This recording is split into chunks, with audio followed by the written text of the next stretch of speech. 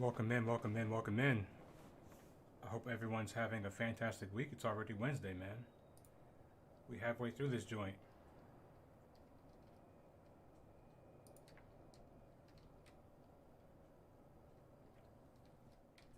I did move my microphone, so if you guys have a hard time hearing me, let me know and I can try to move it back to its original spot for now, I guess. But the microphone was just like in the way. It was in between both of my monitors. And it was just kind of like in the way when I was trying to go back and forth.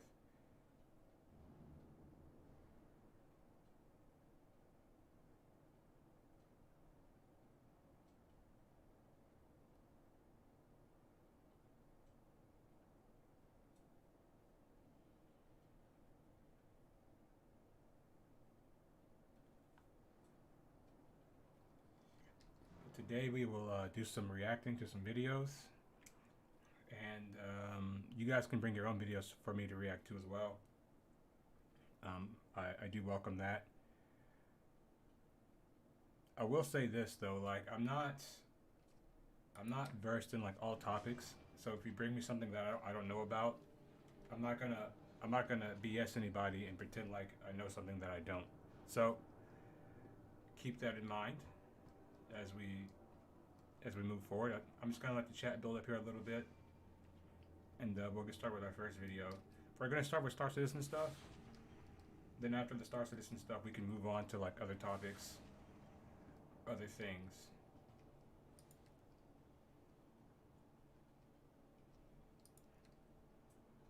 So last night I hopped on for a little bit, and I saw a bunch of free flyers out there, and I decided that I wanted to mess with them a little bit, and I wound up killing a few of them. So what had happened was, after I logged off, as you do when you become a criminal in Star Citizen, you wake up at Grim Hex. So we're gonna go clear. The stream is quiet. Am I too quiet, or is the stream like itself?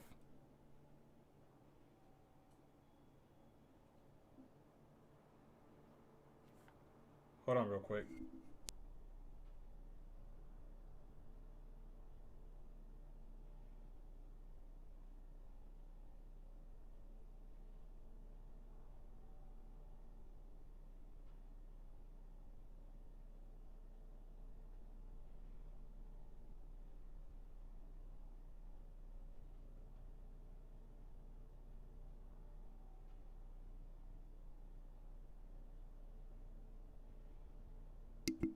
Blaze, I just watched it back on my phone, and it seems to be okay.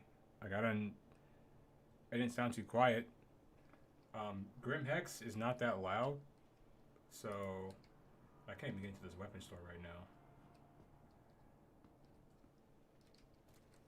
There we go.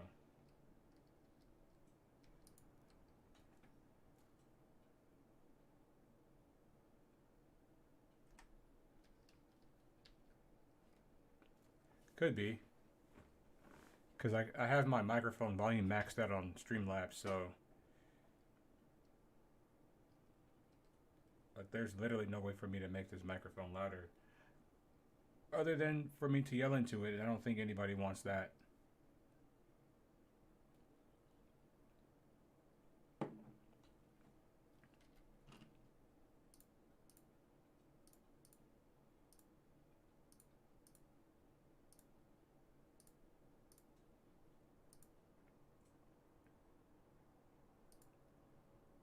Alright, for sure, for sure.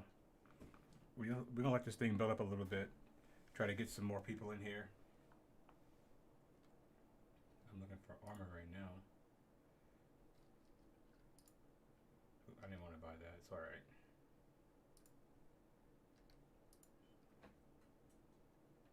Personal weapons. What sucks is like I never have a multi-tool here at Grim Hex. I need to make sure that I start bringing some of that stuff over here, because when you need to clear a crime stat, it's important to have a multi-tool so you can use the gravity gun.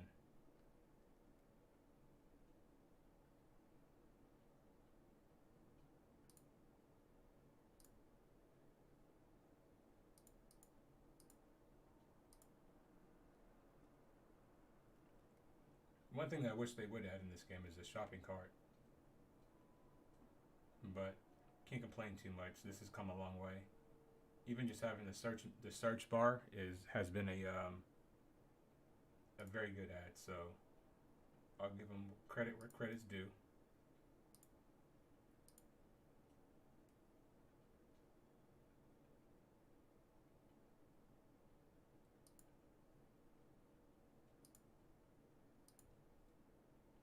Pepper Hill, what's going on? Welcome to the stream.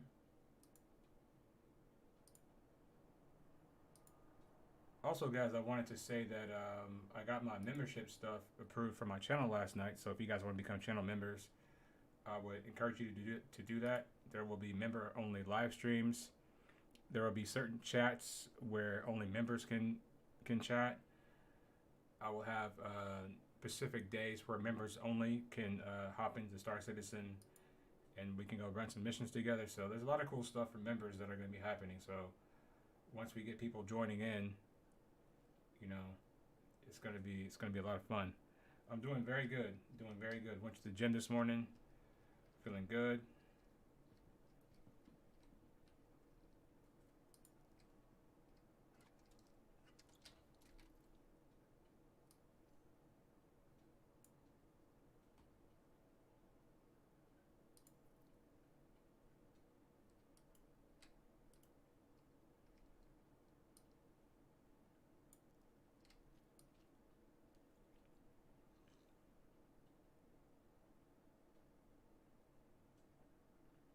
I'm 2 months into my SC adventure. The inventory system does need work. It's usable though. Yeah, it needs a lot of work. It needs a lot of work. You ain't lying about that.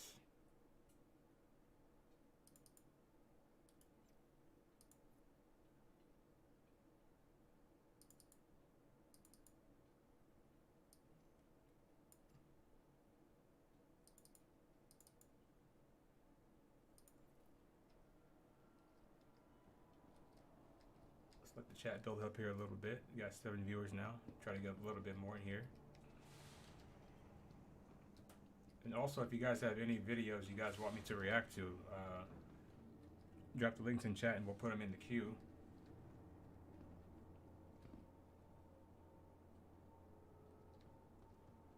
Yeah, we should be back here in 45 minutes. We should still be here. Andreas with the $5 super chat. Greetings from Reno. Greetings to you too, man. Thank you so much for the super chat. Really appreciate that.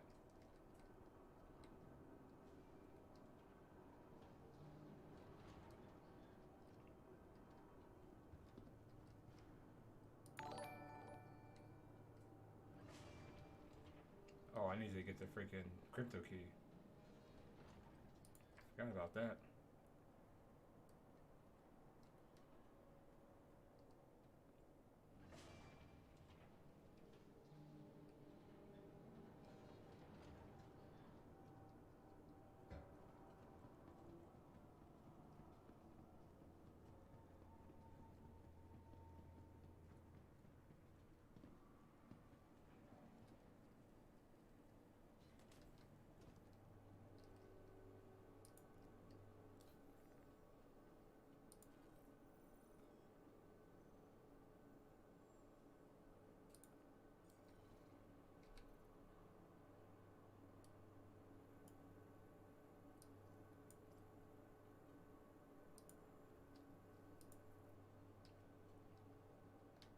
Alright, let's try to grab us a med gun just in case.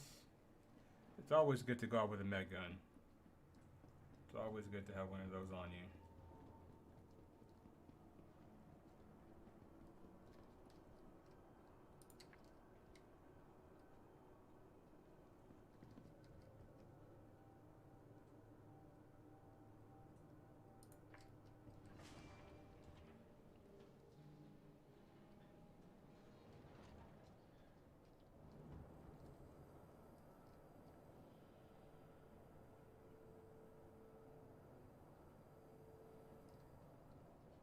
What's with the new crime stat system? Isn't there like a mini boss at Korea and you need to get a pad from now, or the Tiger's Claw still needed?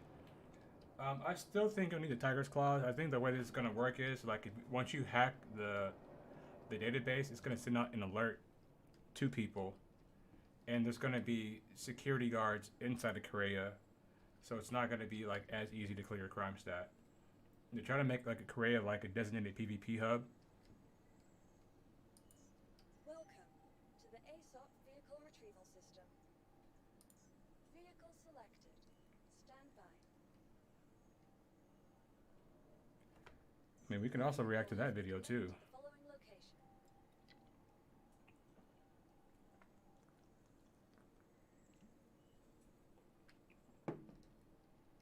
All right, hangar 3.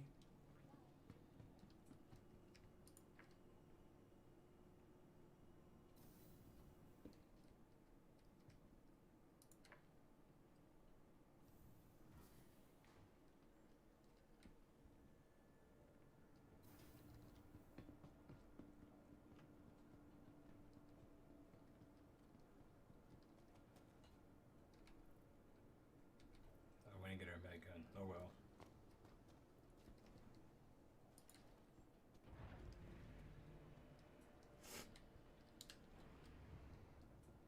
Let's just try to get over to Korea real quick.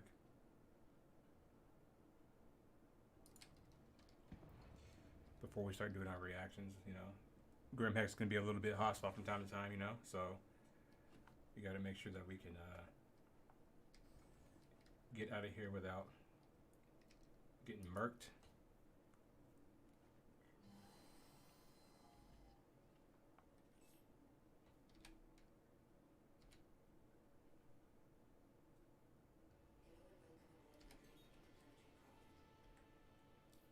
What we can do is we can go ahead and set a route to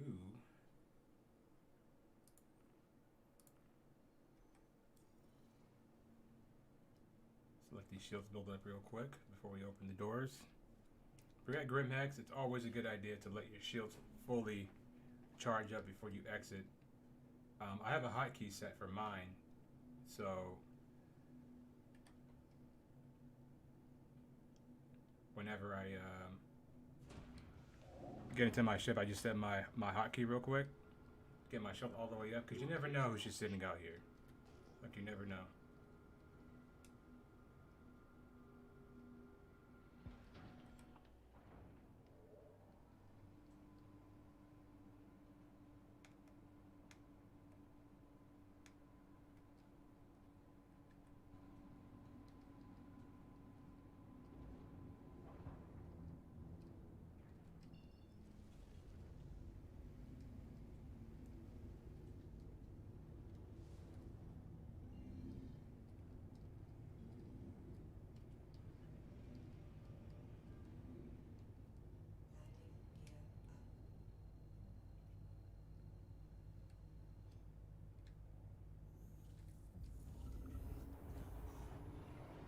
Butch Cash in the building. We've been doing good.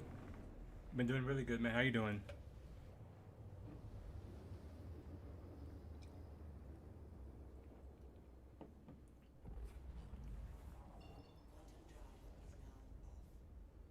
Do I not have a crime stat anymore? I should. No, wait. Huh, I don't even have a crime stat. Alright, well, I guess we can just go back over to,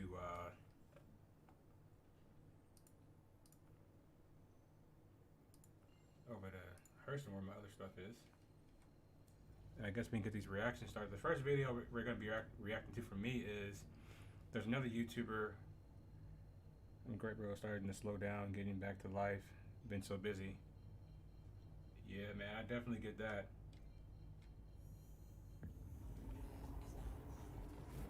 Alright, so the first video that we're going to react to is actually from another YouTuber.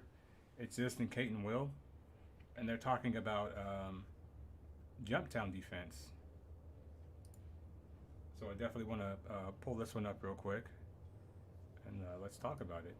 Let's see what they're talking about over here.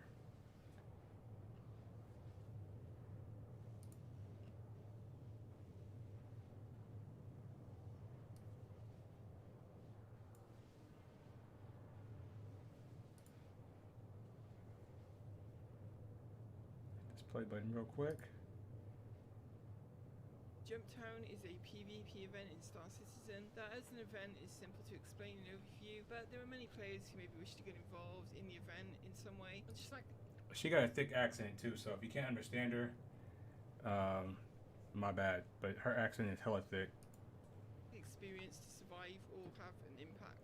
The event is often surrounded by misconceptions in the community because there is a small but vocal minority who do not realise or lament that this is a PvP event with a combat focus. At Skunkworks, we have a lot of experience with the Jumptown event, ranging from assaulting and defending against random players on the server to full org wars with some of the best players in the game. Jumptown can seem chaotic at first, but there are rules to the game, effective strategies that over time make a situation readable when you are familiar enough with what is happening. What I mean is that with enough experience, you can read what an attacker or defender is doing and what the counter to different situations are. This video is aimed at players with either no experience of this event or those who have only ever sought a safe Jumptown. To me, the expectation of safety at Jumptown is misguided, or at the very least, I agree with against that. the spirit of this event. Yes, to play Jumptown in the way it is intended is to accept that you will very likely die many, many times.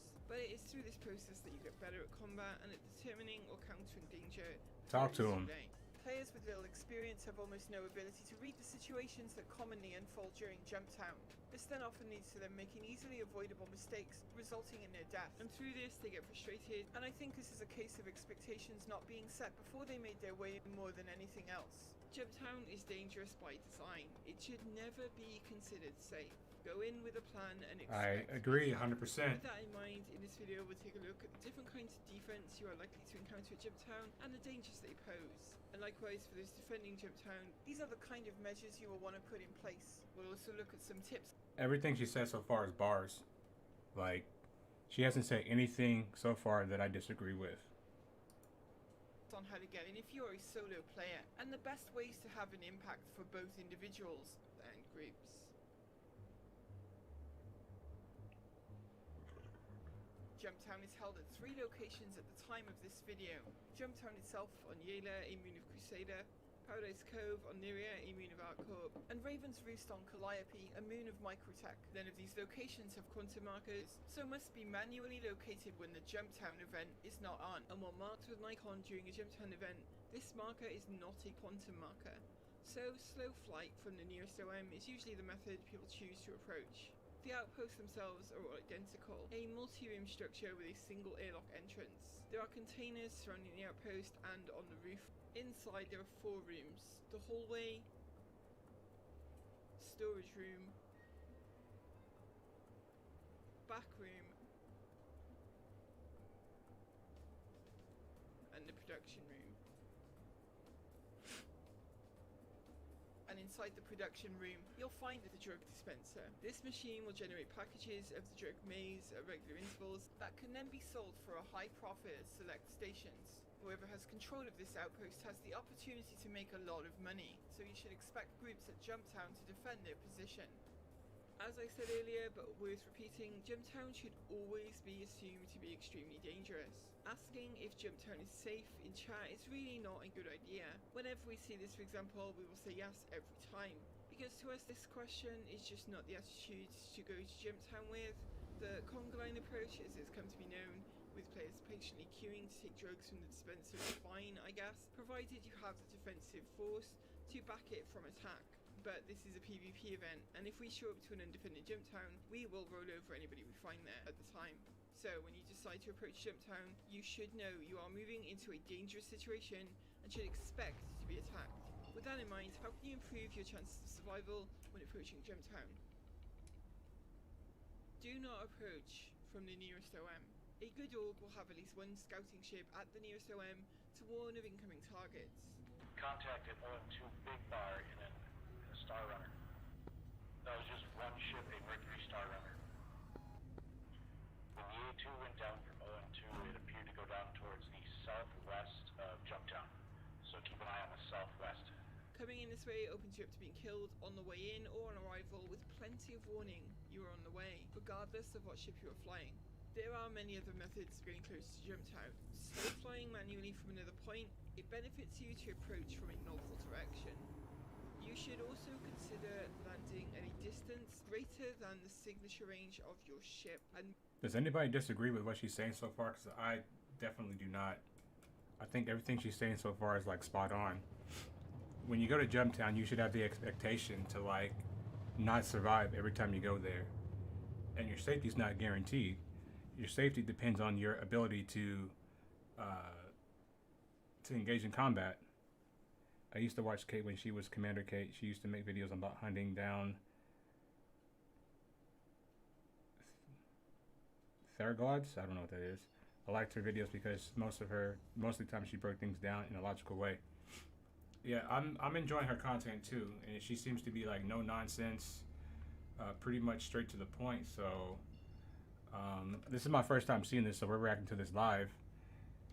And yeah, let's get this thing continued. moving the final few kilometers using a ground vehicle. Ground vehicles are now extremely hard to pick up on radar, making that approach over the last few kilometers much safer. She was an Elite Dangerous content creator? Okay. Be detected. Choosing ships specifically with lower emissions and turning off shields or weapons can make you even harder to pick up on radar, albeit with risks involved. The Terrapin is a good choice if you plan on moving in by foot, as with shields and weapons turned off, its signature is very low, and it has enough hull HP to give a little more protection than something like a Pisces. If you're bringing vehicles, well, the PTV is the simplest choice, and this can be brought in the back of an Avenger Titan. You don't even need to land to deploy this way. If you set the ship on cruise control, you can just drop it out of the back. For anything bigger like a Cyclone, the Cutlass Black or the Freelancer Max are good choices. They have a lower signature than something like the Valkyrie, and so again are less likely to be picked up. The specific dangers of Jumptown can be broken down into 4 levels. The first falls within the sphere of space of a distance roughly equal to the nearest OM. This is where defending ships will be the biggest threat you face. As we just mentioned, there are ways to improve your survivability while moving through this range. In particular, the path between the nearest OM and the outpost will be the most dangerous, and that your chances of being picked up on radar while further out than your highest signature is much lower. For defenders, this is where you want ships scouting with active ping, keeping them relatively close to the outpost, save for a scout ship at the OM, but moving fast enough to not become targets for rail gunners on their way in over the ground. It is a misconception that you won't pick up large ships like an A2 bomber before it is too late. Major threats like A2 bombers can in fact be picked up. Facts. Thank you. Thank you. Thank you. That boy talking about all that stuff.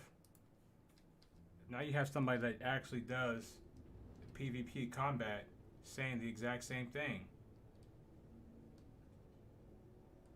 Thank you.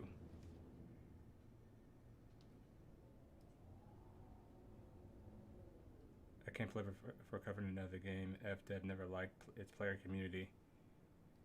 Yeah, that must be rough. You know, playing a game and making content on it, and the devs just don't give a crap. But she's spitting bars right now. You know, I can't even front. She's putting it down right now. She's saying everything pretty much that a lot of people were saying in regards to the whole morphologist stuff. So it's good to see somebody that's in an org, first of all, and that's also experienced in PvP. Someone like herself, because like, to be honest, other than like first person, when it comes to the ship fighting, like I'm not the best at it, right? So I can't really speak on like what it's like to consistently get kills in PvP. Like I'll maybe get like 1 or 2 like here and there, but most of the time that's not like a reality for me. So somebody like this saying this stuff that's in a very well known organization, you know what I mean? It's good. From a considerable distance, you won't get the targeting pip, no, but you've got to use a bit of deductive reasoning here. When you send out a ping, you will see point clouds indicating where a target will be, all the way out to very long ranges for larger ships. If you are picking up something at 40 kilometers or more out, well, it's obviously a big ship, and given this is Jumptown, an A2 is one of the most likely sources. Having your ships actively pinging and reporting to each other what they are seeing means that both your air and ground defenses should have plenty of warning of incoming threats. Exactly. She's, like I said, she's spitting bars right now. She's spitting bars right now. And about the ping thing, where you can see like little boxes, when they give you like little boxes that are far out, it would be smart to assume that would be a ship that is either like an A2, a Hammerhead, a Redeemer, what else, Retaliator, something like that. You know what I mean? It would be smart to assume that, to make that assumption. That way you can plan against it. Be advised, Rhino actually was seen ping 47 kilometers away from myself in direction Razorburn. The second level of danger is within about 5 kilometers of... Did you guys hear that radio communication? The guy gave where it was, his location, and the relative, and its relative location, and where in which direction it was heading. That's how you give adequate comms when you're scouting for other ships. That's how you do it right there. Jumptown. And this is where AA, like the ballista, start to really become threats. It is true that the ballista can identify and lock onto targets at much greater range, but a good ballista gunner will wait until the ship is within 5 kilometers to minimize the time pilots can react and evade or countermeasure missiles. When defending this range, you want to position your ballista at least a kilometer away from Jumptown, and this is purely as insurance against A2 bombs. If they are this far out, then the odds of getting hit are minimal.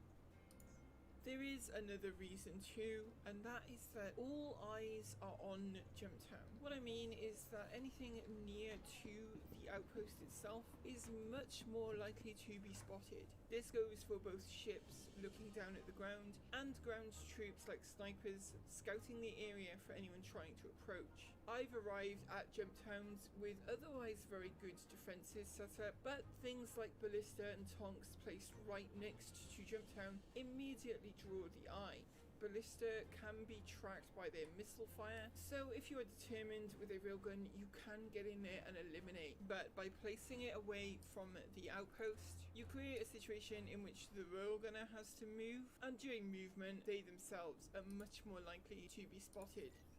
Ideally, your ballista will be in a perimeter around the outpost, so if you have 2 as an example, then put them on the opposite sides. The ballista's range is ample to give overlap in cover, don't worry, and in our honest opinion, it really isn't worth using a Centurion. They're not very good as general AA, their bubble of protection is too small, and the weapons they field have a very tiny window on target. They work quite well defending a ballista from attack from the air, but committing someone purely to this job is a hard sell in most cases. Ballista do after all run out of ammo quite quickly and will need to be replaced often. I think CRG need to increase the range and projectile speed of these size 4 guns, both for the sake of the Centurion and multi-crew ships in general. If you are defending and you have AA set up at the outpost, this is also a good opportunity for your fighters to bring targets back down into the bubble of defense AA provides. If your fighters can draw ships into ballista range, it saves your pilots having to dogfight those targets. If you are coming in solo, I'd recommend aiming to land and leave your ship at around the 5 kilometers range. Plan around this distance for any additional transport needs, but even on foot this is not a great distance to overcome. The third level of danger is within a kilometer of Jumptown, and here is where you will find the ground threat beginning. Snipers and railguns specifically. You will almost never see ground troops at Jumptown other than snipers or railgunners because of the A2 bomb threat. There is a 500 meter radius circle around the outpost you just do not want to be in. Mid-range gun battles outside of Jumptown, these really just don't happen because of the threat from the air. What you see is a lot of snipers and a lot of railgunners and teams assaulting or defending the airlock, and so snipers are perfect to defend the ground, while railgunners can eliminate ships loitering in the sky or coming in low to attack.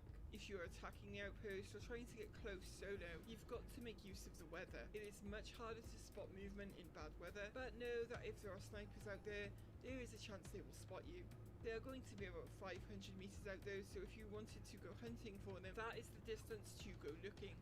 Defenders should definitely respect the 500 meters distance from Jump Town just to avoid becoming a victim to a bomb, and should be prepared for long periods of nothing happening. Jump Town is still very much mostly an air war, with most threats and combat occurring high above in the skies. But you're there as a contingency for when the air defense is eliminated or circumvented. So one thing that I like that she was talking about is where to keep your ballistas and where to keep like your snipers, your rail gunners, like all of those things. That's all very good stuff, and this is only stuff I didn't think about, because like when I play Jump Town, to be honest, I just go for the air fights, you know, to try to get some PvP like practice and all that stuff. Like I don't really be going for the for like the logistics and like all the planning. I'm mostly just going to have fun, you know what I mean? But she's breaking it down, like she's spitting bars. Like I can't complain about anything that she's saying right now, because she's speaking facts. You know what I'm saying? She's telling the truth. You know what I mean? And like if you're going to Jump Town, you need to be ready. Like whatever your mission is, you need to plan it out. Like me, like I said, like I don't go for nothing. You know, I just go for fun. But you know, if you're trying to do other stuff, you need to make sure that you have the capabilities to do that. And in those moments, you can really shine. And finally, the fourth level of danger is the interior of the outpost, and in particular, the single airlock granting entry. Assaulting this airlock can really be a coin toss over who is left standing after the fight here. This is still one of the most dangerous aspects of raiding Jump Town. Coming in solo, this will be the most difficult part of your run. If you take the stealthy approach of getting in, this is a point of guaranteed I got 6. All right, cool. with those that are controlling the outpost. And to be honest, there are weaker points in the chain that you can exploit. Much depends on what your intentions are at the outpost. If you're there just to cause mayhem, then you probably don't even need to go inside. But if you're there to make some money, honestly, your better bet might be avoiding the need to attack this problem altogether and just hijacking the transport ship when the drugs are being loaded onto it. When all eyes are on moving the drugs and on looking out for torpedoes or incoming ramming ships, it can be quite easy to sneak aboard the transport ship. This will depend heavily on the type of ship. Hey, I like that strategy. Pisces, for example, then forget about it. There's just nowhere to hide inside,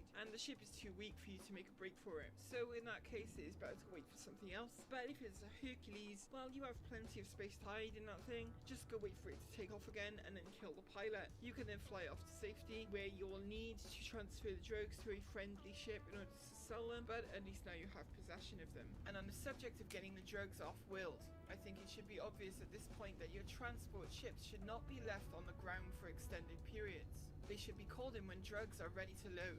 As an example, when maybe 50 packages are ready to go, the ship should be loaded as quickly as possible, with the pilot staying in their seat, ready to dust off at any sign of threat approaching. The best defense against the A2 is not having anything within easy reach of the outpost to be blown up or killed. If you She's speaking facts, bro. Like there's no commentary for me for this one. Like she's just speaking facts. She's just saying everything that you actually need to do. stick to this doctrine, then the A2 isn't much of an actual practical threat, or just an exciting spectacle that brings some fireworks to a night of Jump Town.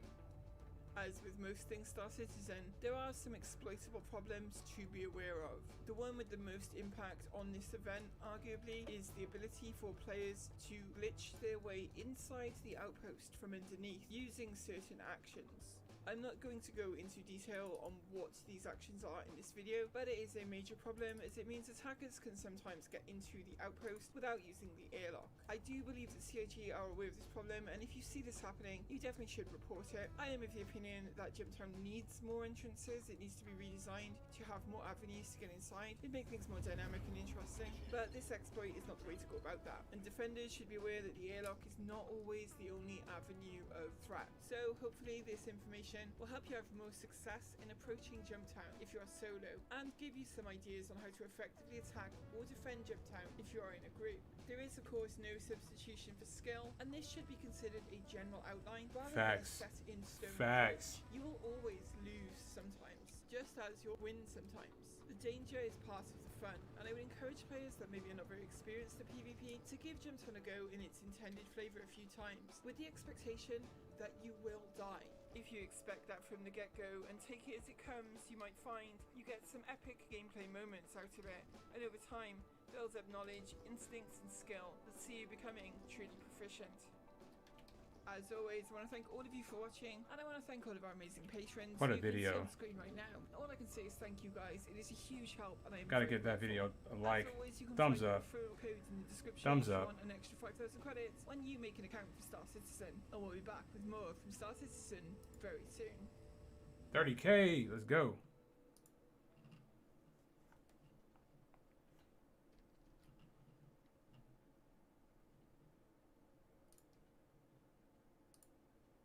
What a video. What a video. We gotta get the game back up because we just had 30K, so.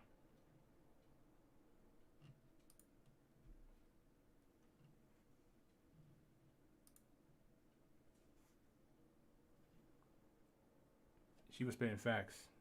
She didn't say anything that wasn't, you know, that was wrong. Very logical, very well thought out, very well executed. You know what I mean? And it's no wonder that her organization has such success in Jumptown because, you know, look at the organization leader. Look how she's, you know, talking. Look how she's breaking down Jumptown, what to expect, what not to expect. And she talked about things that I didn't even consider, like the distances, like keeping your ballistas 1,000 meters out, keeping your snipers around 500 meters out. Bro, that's all very, very good advice. Very good advice. If I had an applause button, I would hit that right now for her to get an applause for that video, because that video was freaking awesome. Loved it. Loved it. Hopefully I'm back at Everest Harbor and not on Grim Hex.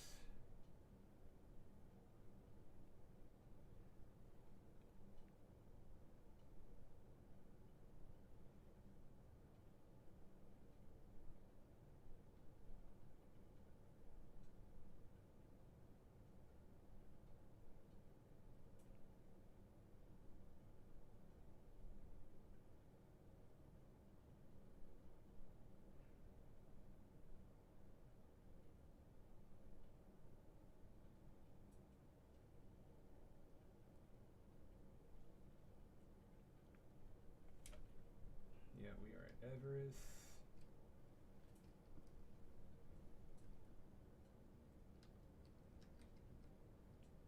What gets me about all the butthurt around Jumptown, the event,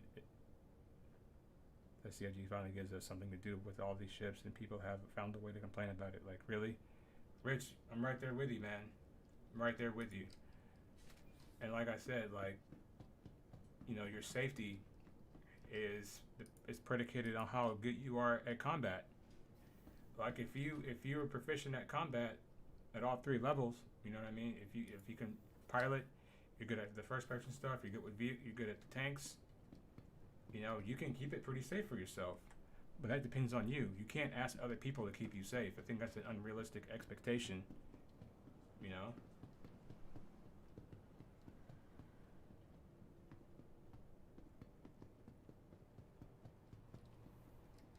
We got Ben in the building. What's going on, Ben?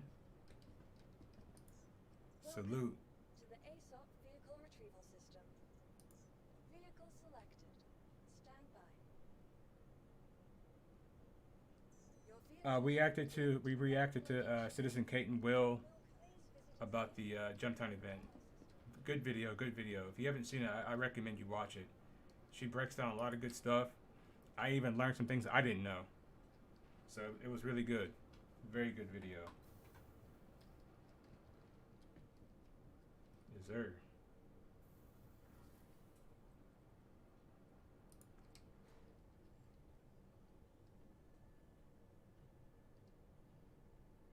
Very well put together.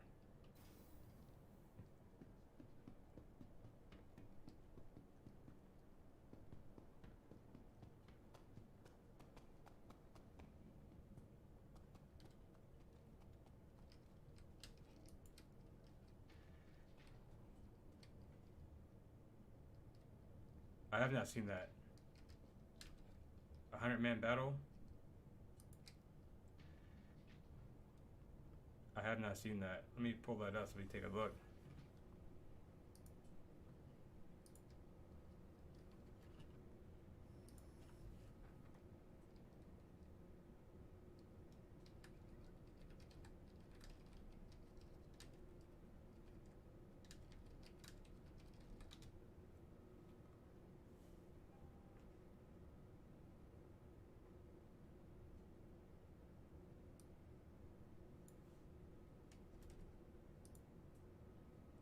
I've seen some of his stuff too.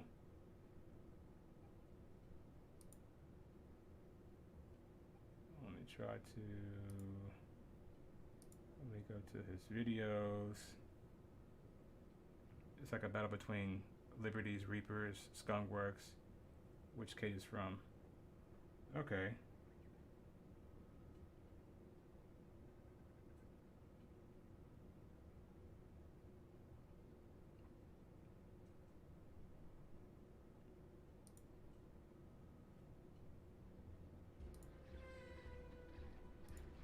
Is it this one?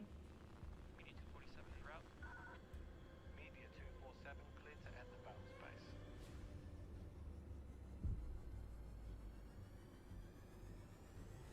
Alright, let's check it out.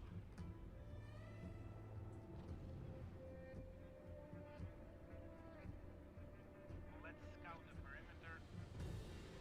Start killing ground next to the compound. Atmospheric Daymar with boost to the defender is 800 meters. Roger. Yeah, I got lots of blues. Nice. Very nice. You big time now, man. YouTube famous out here. Lots of hurricanes. Batteries out, batteries out.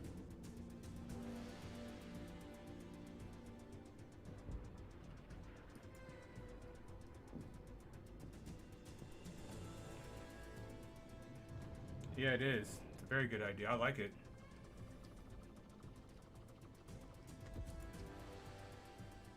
In the crater, inside the crater. One on the right. No, directly full black. Up to the front. Bro, this is sick. No, full black, full black, full black. Bro, this is sick. Like, no cap. Loading up. Get ready to move. Get into a sheeping. Like, recon team, let's move in on the building. We got an A2 STAR-LLVH getting close to us. Copy, I'm closing in.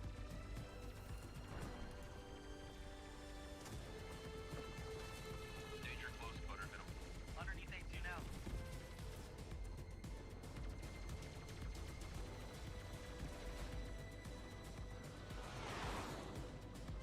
Intercepting concept. Engage. Nice. This it?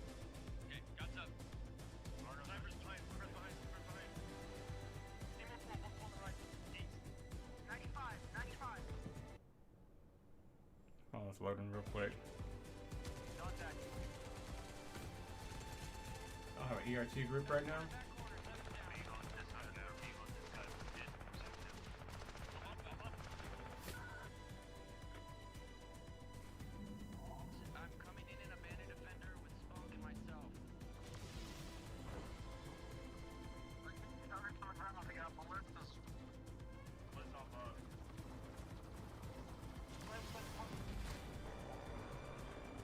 Whoa, got you alive. Oh, this is tight, bro. Ballista down. Ground group, jump, jump, jump, jump, jump. I'm out. Ooh. Everybody down. On the ground.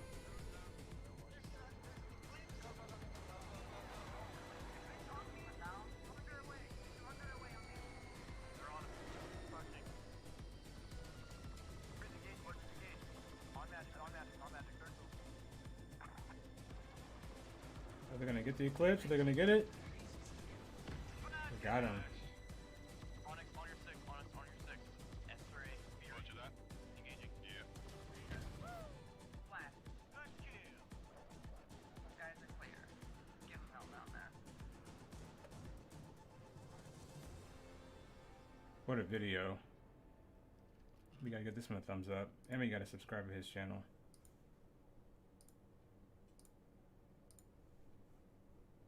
Yes, sir. That was a fire video, bro. Yeah, I did this format. I'm listening to you while I'm working my garden, but not getting much done at the moment. Thumbs up. Yeah, there's a bunch of like videos like I want to react to. Like, you know, I was thinking about reacting to like current world topics and stuff like that while I play. It all just depends on like, you know, what you guys want.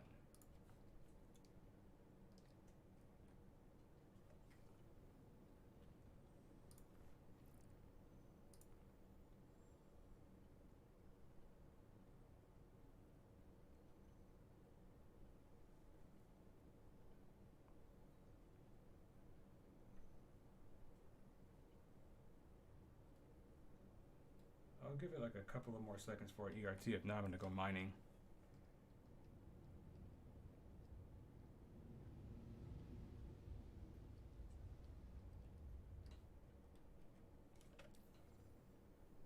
Shooting these torpedoes are very satisfying. Yeah, I've seen some of his instruction videos. His channel's actually growing a lot, because when I first saw his channel, he didn't have 1,000 subscribers, so he's growing a lot. So shout out to him, man.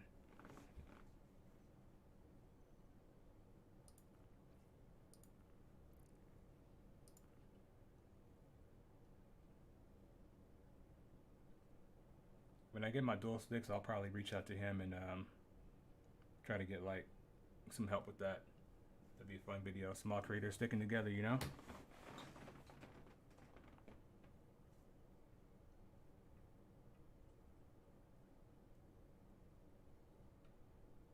Who's out doing the ERTs? Alright, I'm gonna go mining. I don't feel like waiting.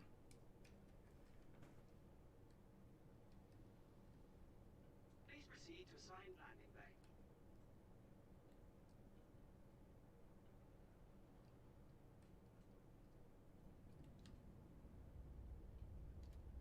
We got any Top G fans in here? Any fans of the Top G?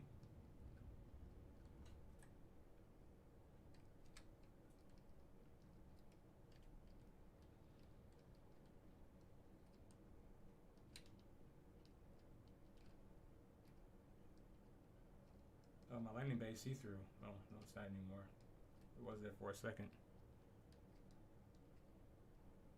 Should join us in his Discord and practice some PvP with us sometime. Yeah, I definitely need to practice. I have a flight stick right now, but I only have one. And so while I'm better at rolling and turning and stuff like that and pitching y'all, I still don't have the smooth throttle inputs that I need to be more effective at PvP.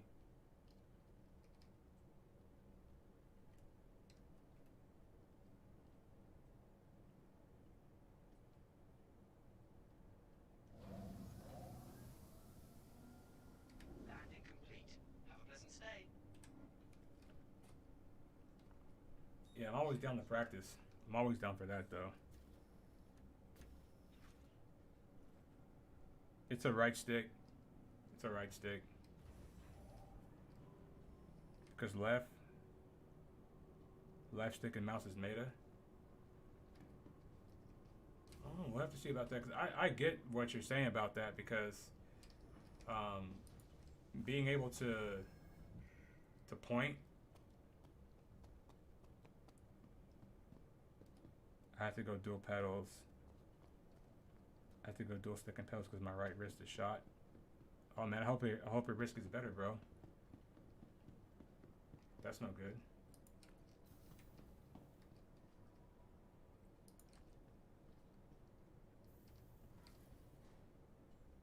Yeah, mouse aim is like far superior.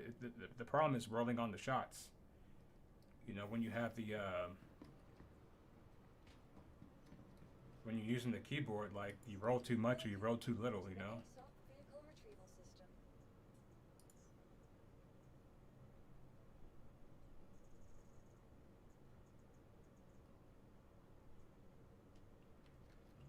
Bro, I swear these freaking. Bro, that's another thing. Like these freaking sex bots, bro. Like, how has YouTube not stopped this shit already?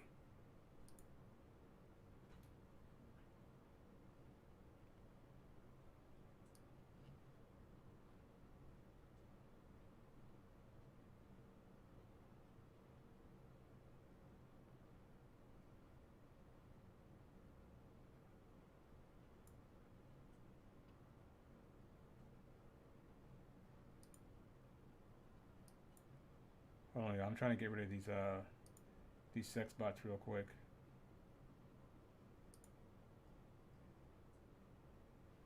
Oh shit. I clicked the wrong one. My bad, Ben. My bad, Ben. I didn't mean to do that. I meant to click the sex bot. Another chat popped up. And it clicked on you. My bad, Ben. Yeah, it's just like... It did it again. What the hell? I'm trying to block this thing from my channel.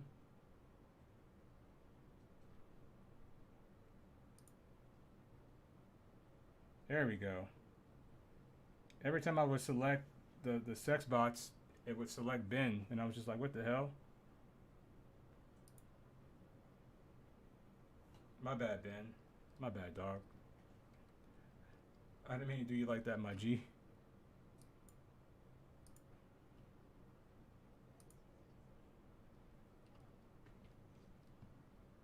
Oh, did we get the A2 spawned in yet? No, we didn't. Let's go ahead and grab that. To the ASOP vehicle retrieval system. Vehicle selected. Stand by. I can't believe, like, after all these years, like, YouTube hasn't figured out how to get rid of sex bots. Like, that shit is so annoying. Like, if people want to look for that kind of stuff, right? It's not hard to find. You know what I mean? It's like, it's not like you need to go searching the four corners of the internet to get it. It's pretty easy to find, easy to get, easy to obtain. Pepper Hill, what's going on? Welcome back.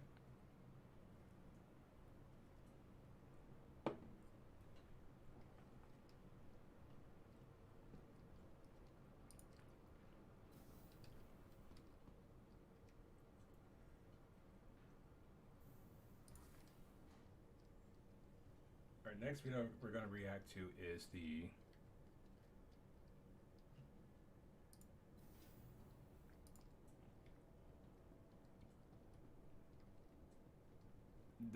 so ridiculous.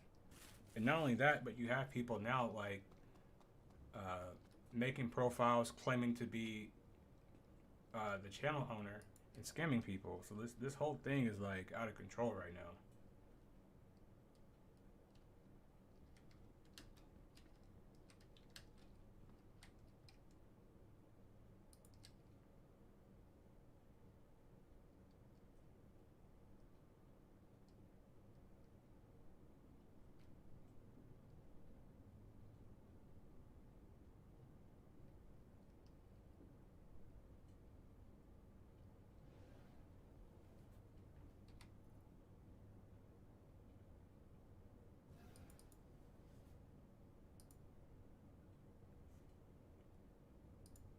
I need to get that voice attack thing.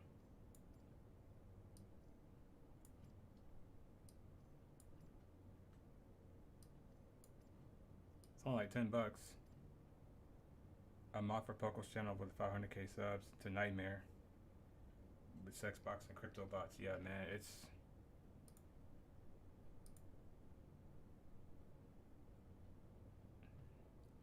really annoying. Yeah, I've heard about it. It's just like, it's very tedious to set up, but I think over time it'll be worth it.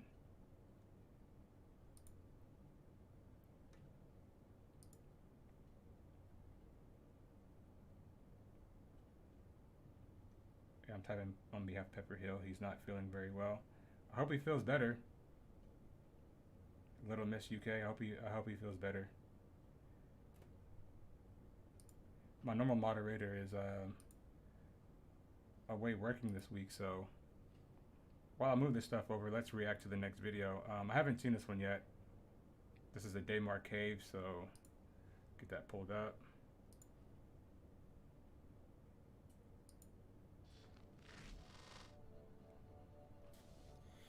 Our intentions at the Montreal team is always to add more gameplay to the universe.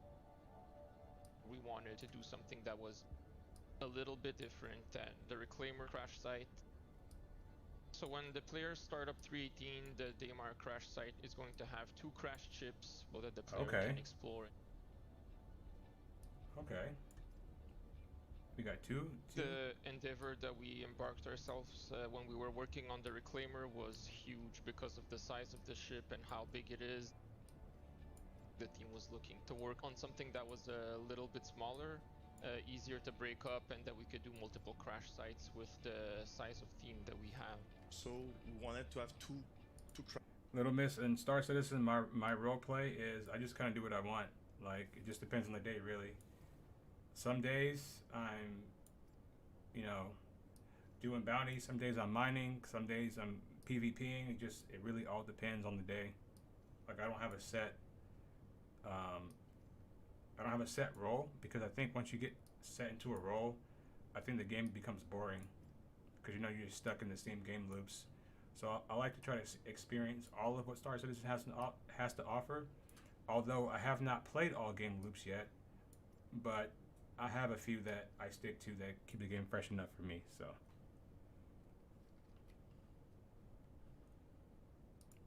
Crash site. First one was with the 600i, the second one was the MSR. After a couple of discussions, we thought that having two ships crashed at the same locations would allow us to have a bigger crash site, so there's more places to explore for the player.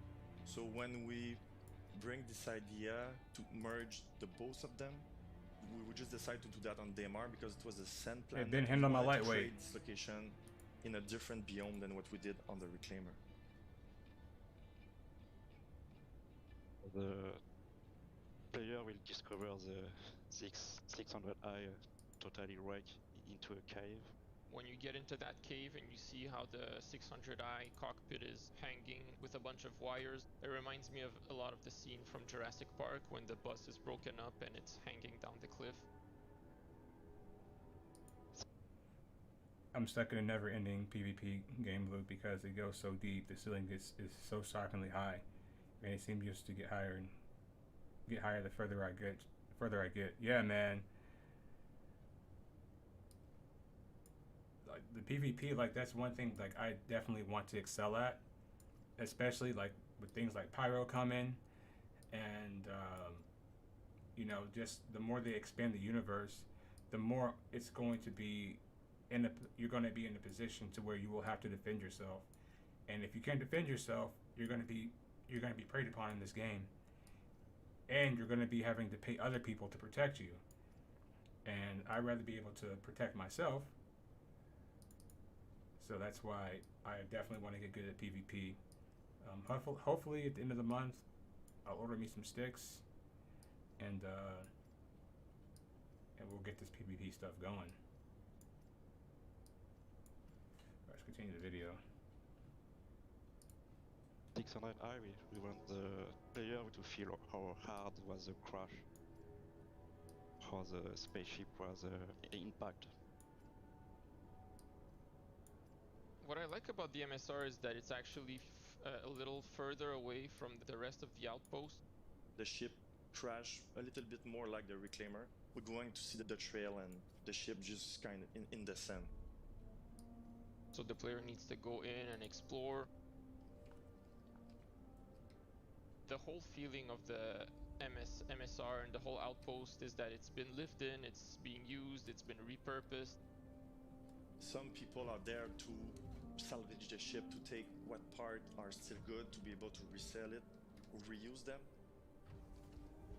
And we create this kind of shooting range just to add some more gameplay opportunity for the player to just fool around and just having fun. I want to ask you guys a question. What is your guys' honest opinion about when you see updates like this? Like, does this excite you more about the game? Do you get more excited about the next patch? Or are you like, for the love of God, please finish server meshing so we can get the game ready to launch? Like, would you guys like to see the game finished and then content, or content and the game still take a long time?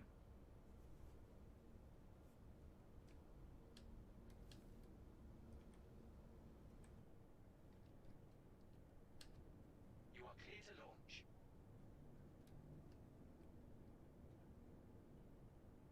Roleplay as a fugitive where you learn both sides of the game. Being a civilian makes 10 times harder. I do agree.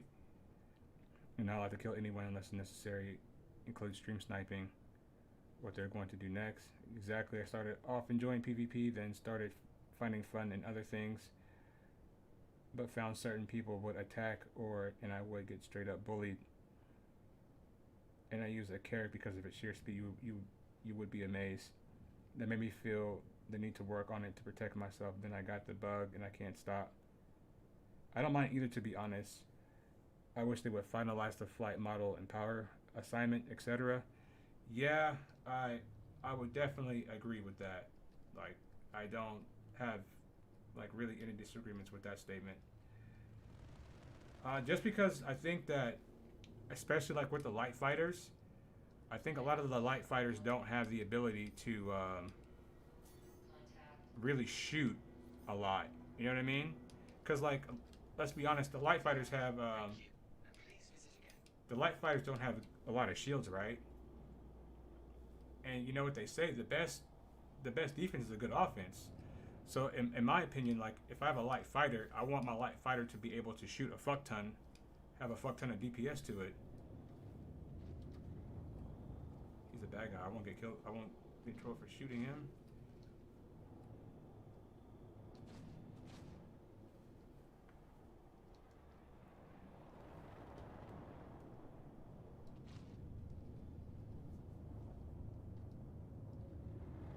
Don't you jump. Come here.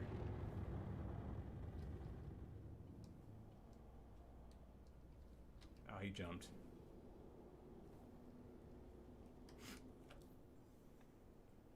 I want physical ship armor and the finished flight model. Yeah, I would like to see the flight model like done. And for a lot of reasons. The main reason is I would like to see NP ships stop flying so stupidly.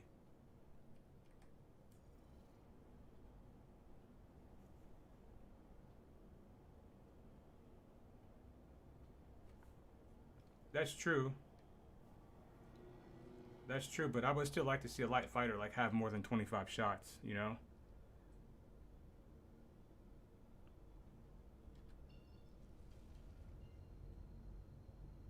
Pepperhill creates his own content with the gameplay loops that are available. For example, ship mining, you can do cargo, run scavenging, mining, and sometimes get attacked. But you are still protected by shields. That ship mining 10, it can spawn all of my ships there. And when I need them, and I use the carrot for spawning all the single gameplay loops that you never know what's going to happen next. Yeah, this game's very unpredictable for sure. When I see stuff like this, honestly, it gets me excited because, you know, they're building their world, you know? I've been waiting on Pyro for a long time. I like PvP, most of what the game has to offer, so GIB Corsair.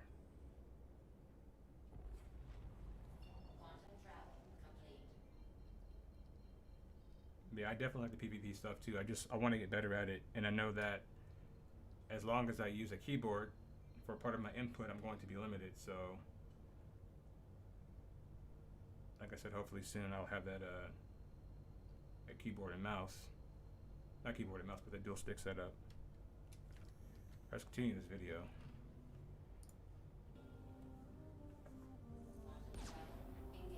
Now we have created a piece for the 600i in the MSR, and we have a lot of settlement asset. So now we'll. I like the dogfighting a lot. I'm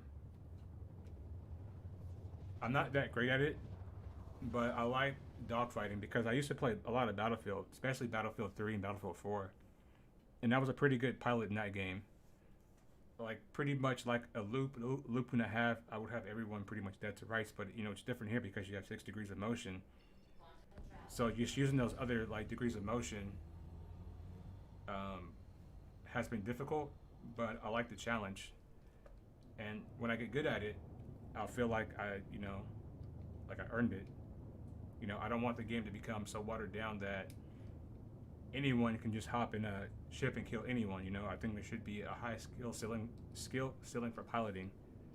So that's why I enjoy the dogfighting so much.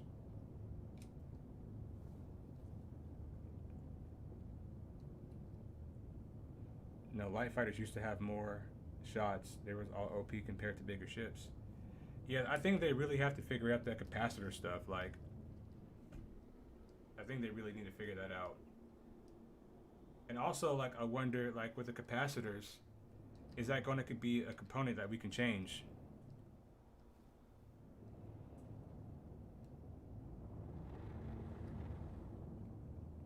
But as far as like the fights go, I like the mid-range because I'm still not great when someone's up on my nose. So I would much rather prefer to fight in the mid-range. Because it feels more like Battlefield to me, because I can just catch you in a couple of loops. And then the fight's over.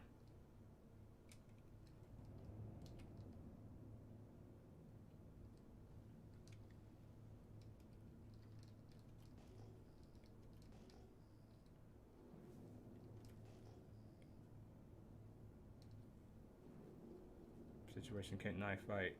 Who's jousting or forcing mid-range fight? I do have the most fun in knife fights though. Yeah, I need to get better at that. Like I said, I'm just not good in the close range, you know?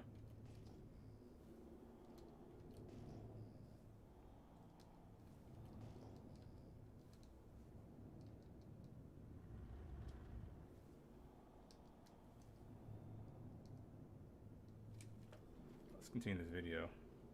Forgetting all about it. Be able to create a lot of different kind of crash site on other planet, other beyond.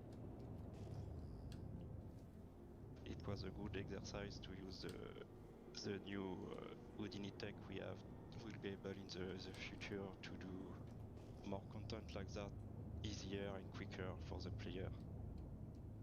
For the next direct crash, we're not sure yet which ship we're going to use. Maybe when you're going to see the DMR crash site, maybe in the comment you can help us to find which kind of ship we'd like to see for the next direct crash. Derelicts show us another side of our spacecraft we generally spend our entire time trying to avoid.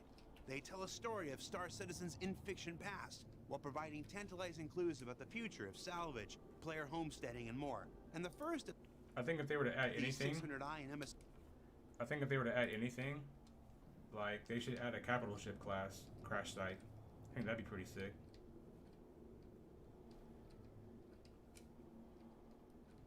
What do you guys think about that?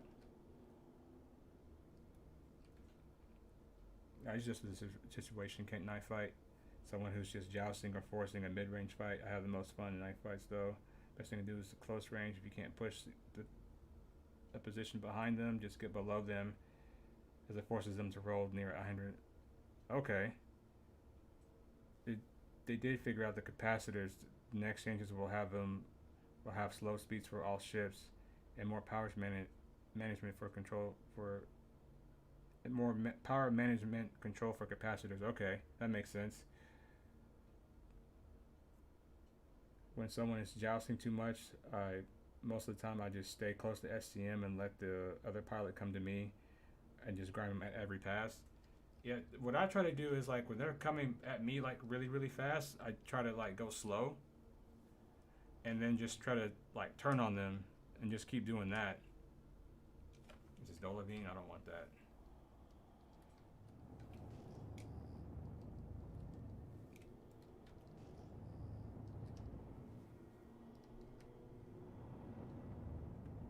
Oh yeah, we already went that way. You came from that way.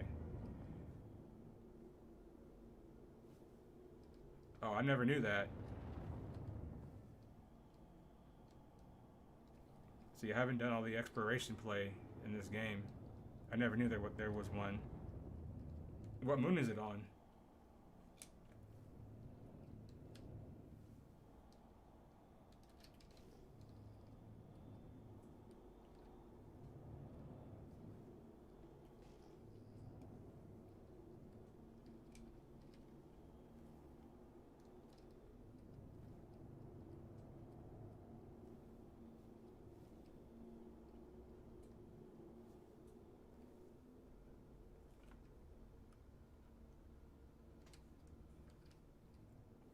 Looks like had a night, but I want to be sure. Oh, this is Dolavine.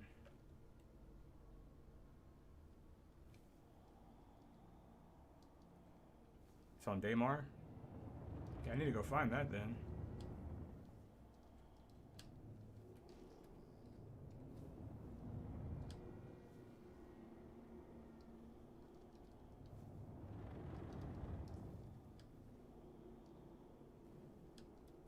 I hope they put back in show hardening. You'll be able to get there on their tail and be glued to them. Their vector will be too far for them to evade. Yeah.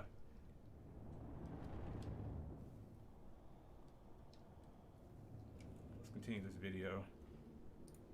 STAR derelicts will be found in the upcoming Alpha 318 alongside sand caves, derelict outposts, additional rivers, the PTB race, revitalized Korea, prison editions, the arrival of persistent entity streaming, and more stuff that we'll be talking about real soon. But as we approach news of this year's CitizenCon 2952, check out the robertsspaceindustries.com website for details in the coming days, and that's why I got a haircut. We thought we'd take this week and turn a quick sprint report on its side with a look back at some of the stuff we saw in last year's show and how it's been coming along in the time since.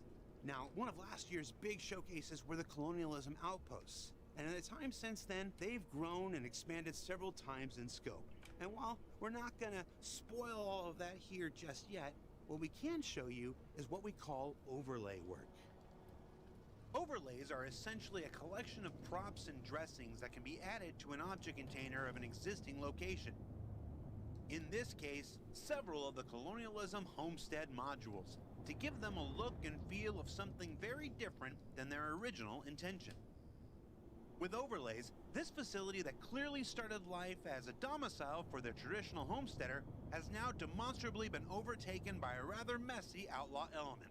Which isn't to say that all outlaws are messy. We already had that debate last year. But you can see here the power of proper dressing in action all the same, and its ability to transform a location from cozy homestead to outlaw ruggedness. And you can see here a recent in-game test of the new outlaw overlay in action on a potential homestead for perennial testbed, Daymar. Now, tests like this are done to accomplish a few things. First and foremost, to validate what works and what still needs adjusting when these modular overlays are assembled in the variety of ways that will ultimately make up dozens and dozens of different layouts throughout the verse. It can also serve as identification of feature and UI needs for Rastar, the internal tool that designers are using to populate the entire Pyro system ahead of Alpha 4.0. Yeah, you can send the video. Yet the new overlay hasn't broken any of the existing quest work in place. That AI doesn't get stuck on a random box that wasn't there in the base module, and much, much more. And as work progresses, the Outlaw overlay will continue to be developed into smaller subsets, some generalized for use anywhere in the verse, and others specifically tailored to some of the many gangs found throughout the Pyro system. And before we wrap up, let's skip ahead and show you a few more areas without spoiling some of the quest context here. I'll just say, some of this stuff is dark. Is it dark, or does it have just a shock value to it? There's a difference between dark and shock value. And just so you don't think they've only been working on the same stuff from last year, here's a sneak peek at early white box of a repair and service station you may encounter on your travels in Stanton, Pyro, and beyond. Work is also underway creating various refineries and other producers that will make use of the upcoming resource management system to provide new opportunities for players to build their credit empire, or, should they choose, hinder the advancement of someone else's. And finally, a quick look at progress of the massive outlaw space stations that you'll be seeing more about later this year as our journey to 4.0 continues. I'm just not sure how much we can get away with showing ahead of CitizenCon, so if there's just a picture of me here, imagine me putting on clown makeup right now, because it got saved for the big show.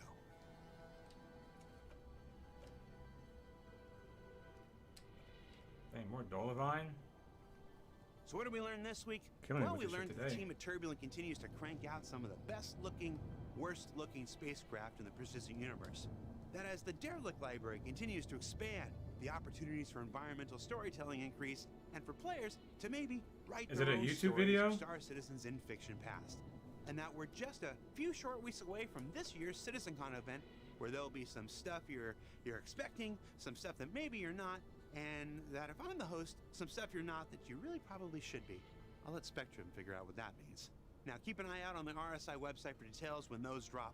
For Inside Star Citizen, I'm Jared Huckabee. We'll see you all here next week.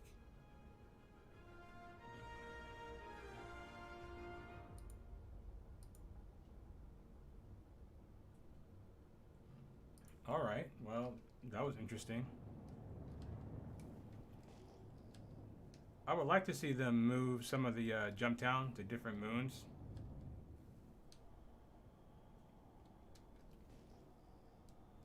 I would even like to see jump town like on Microtech or like Hurston. Obviously, you couldn't do Crusader. Probably couldn't do ArcCorp either. But it would be nice to see.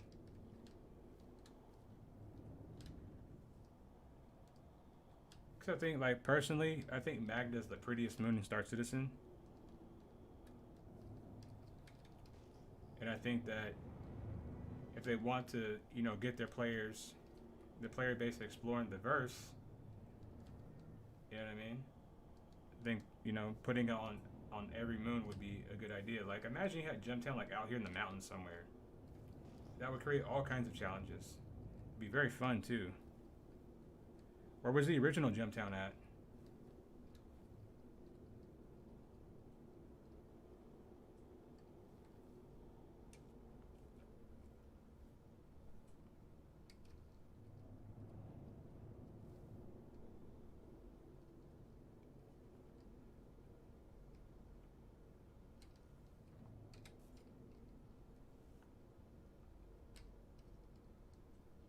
Damn, they're spamming me with the Dola Bean today.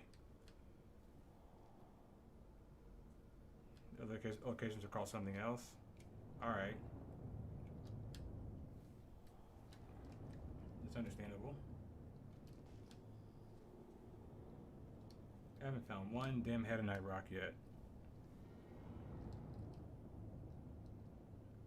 I don't see the link. I'm only reacting to YouTube videos. I'm not trying to go to like no weird sites. Is it a YouTube video? Leo?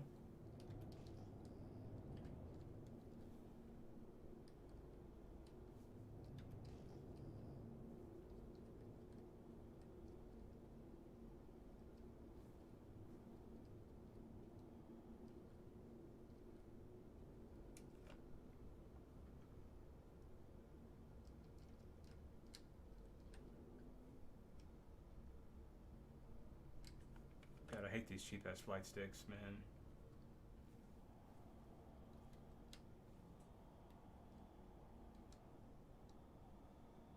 I used to hide by Jump Town with my shields and my weapons off along with another guy. So we wouldn't be spotted. We would wait for people to roll in and just start using it. Hey, I ain't mad at that.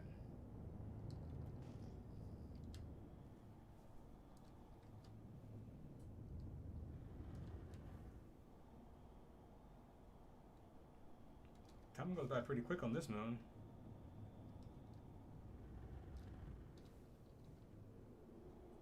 I haven't seen the link yet. I haven't seen any links in chat.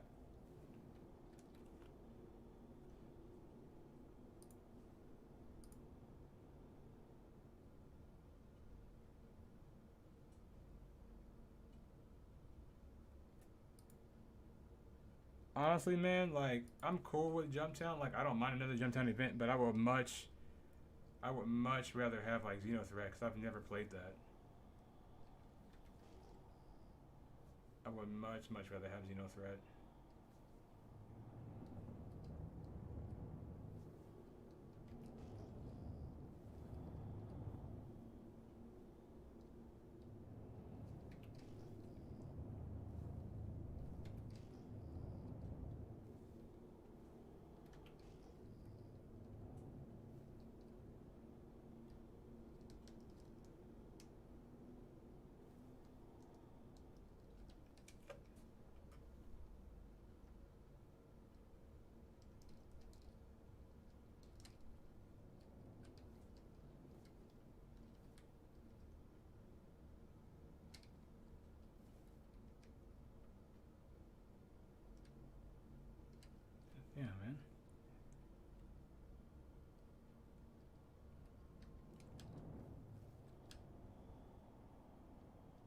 Yeah, it's gotta be. If it's not showing up, YouTube is blocking it. It's not me.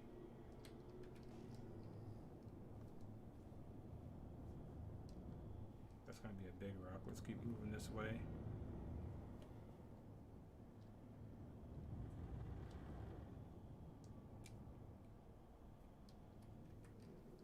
I don't have a hot, so let's head over there.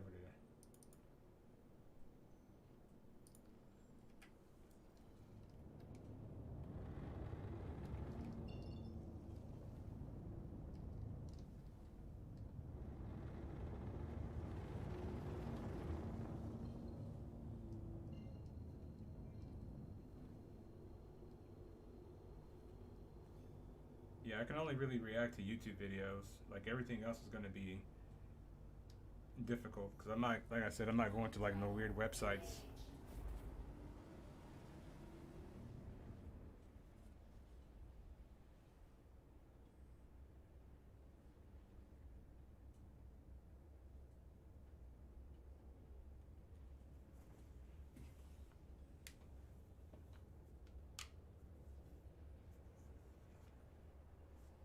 Anybody got any plans for the weekend? What I got going on?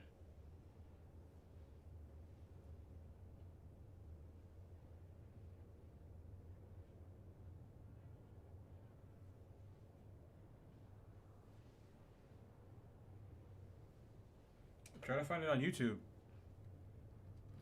Is what you're looking for on YouTube, bro?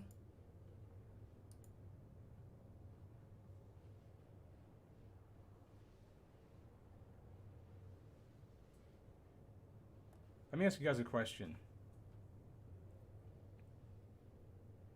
Probably have a beat making session too. Oh, you make beats?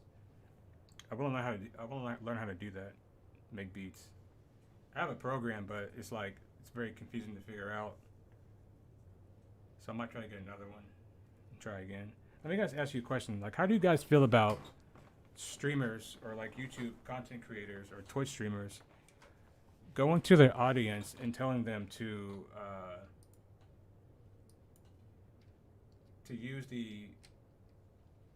use the report button to get somebody banned? Like, how do you guys feel about that? Yeah, you've been making beats for around 25 years. That's what's up. Do you have any of that stuff on your YouTube channel? Any of your beats?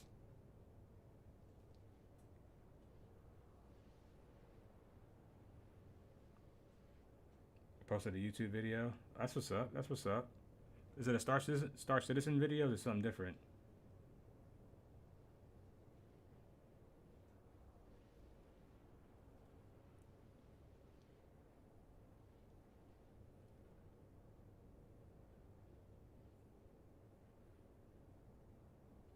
Yeah, it's trash. But the problem is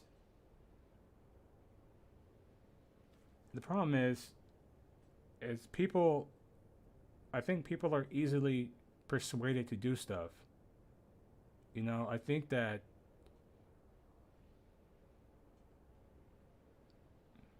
how can I put this into words?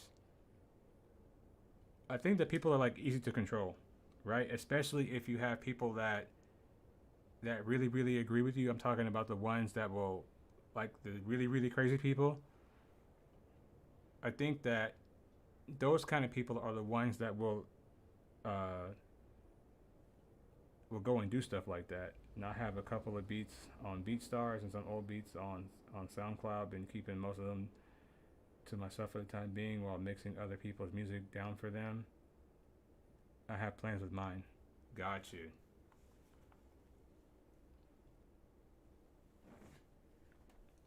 The reason I ask you that is because, like, so like I write poetry, right?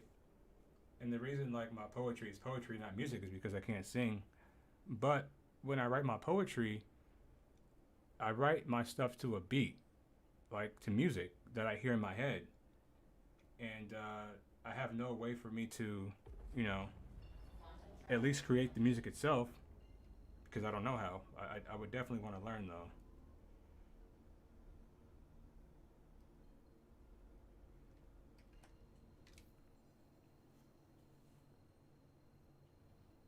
Okay, just drop the links, the direct links, so I can click them after the stream's over with.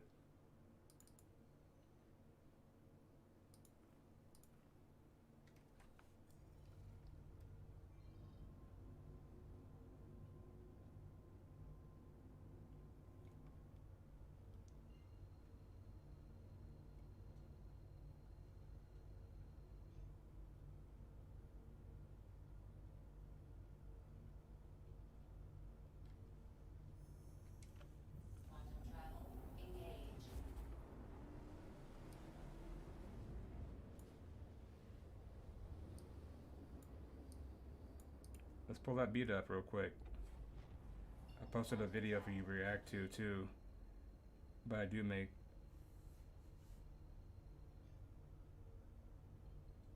I posted a video for you to react to too, but I do make YouTube videos for Star Citizen and RP. I don't know what RP is. Did you post a link to a video, Uri? I didn't see it.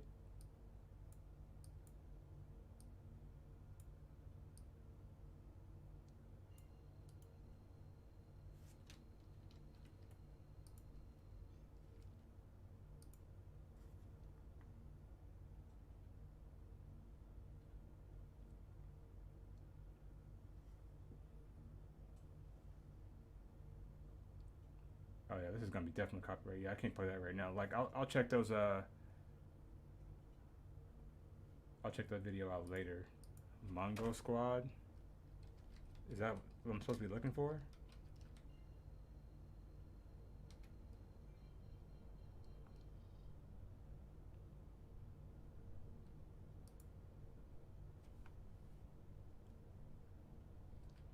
Is it Mango Squad?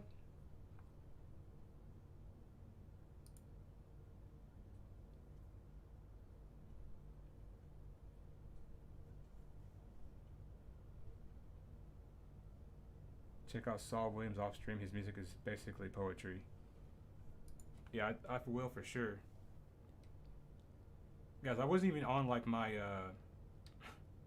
so crazy. I wasn't even on like the screen for the game.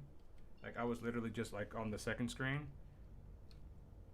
And this cheap ass joystick was like moving on its own. That's why I really want to hurry up and get something different, because this shit ain't gonna work. No, we don't want to go something on the sun side of Daymar.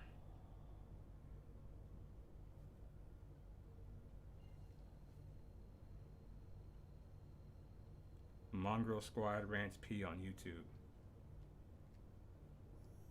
Oh Lord, what is this gonna be? I don't have anything that nice. I have a cheap Logitech stick. For right now, I think I'm just gonna get the dual Thrustmasters. You know, I want to wait until like, you know, more of the YouTube money comes in to get something nice. Mongrel Squad Rants P.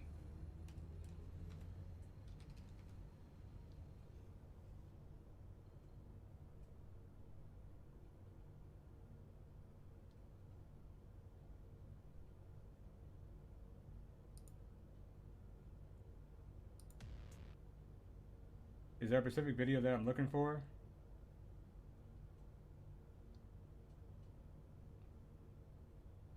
Some of these videos are like really long.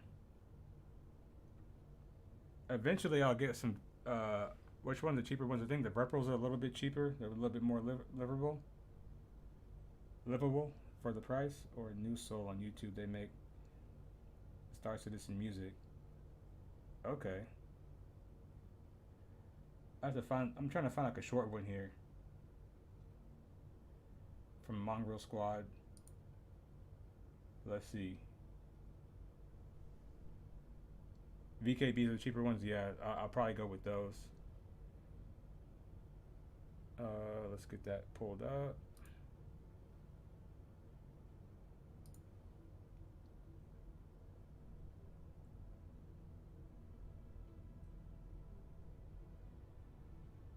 Salut à tous, ici le Baron of Moork. Cette semaine, on retourne un peu sur Terre. Oh, you're not even speaking English. Quand même, mais je veux dire que j'ai une petite attaque sans prétention après la folie de ces Are you deux speaking dernières French? semaines sur l'autoroute de Hardcore Crusader pendant l'Invictus Week. C'est l'avantage de la piraterie, je l'ai déjà dit 100 fois, que de créer des hauts et des bas qui ajoutent du contraste au gameplay en son ensemble et évitent que l'on se dégoûte ou que l'on se blase du jeu trop rapidement. Un autre avantage est de pouvoir toujours We don't speak présenter un French. aspect intéressant sans forcément avoir besoin des séquences les plus hautes en couleurs. Parce que parfois, les choses les plus importantes d'une attaque de piraterie ne se passent pas sur l'écran, mais plutôt dans My le fond Homelander et hors figure caméra. right Et c'est today. exactement That's le what's cas up. lors de cette attaque que j'ai nommée. Yeah, I don't speak French. Do they have anything in English? We got a Drake Caterpillar at Virginia, but I can't scan him because Aries. Oh, here we go. Is the pilot in the seat? No. I could come real quick to you. I'm not far. There is nothing going on at Tokyo 1.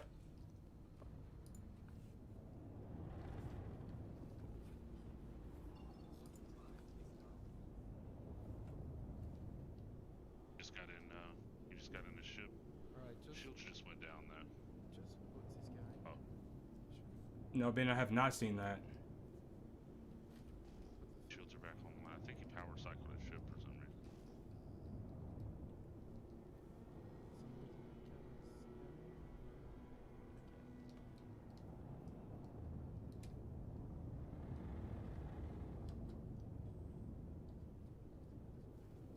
Yeah, we're queued up after this one. I want to see them collapsing people. Do some pirate stuff out here. Where is he going? He's Australian. Scrap.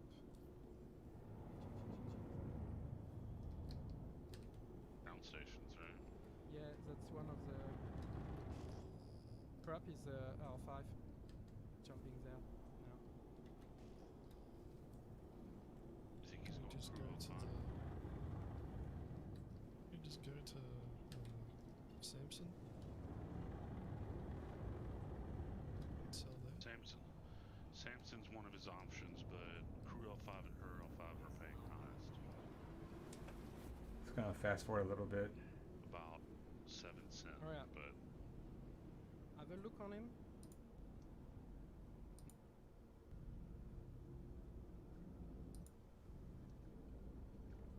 Firm name of target again. That's an That's an insult. insult.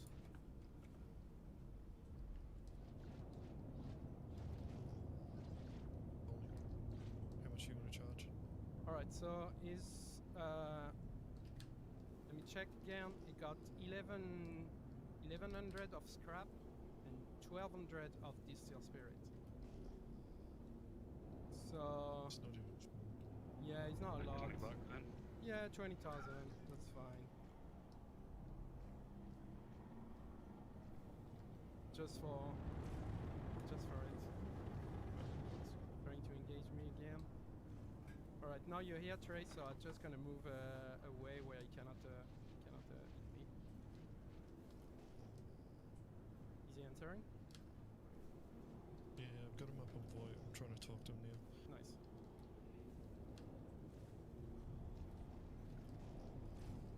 It's a big rock. A lot of big rocks out here. Full speed, straight line, going towards the sun.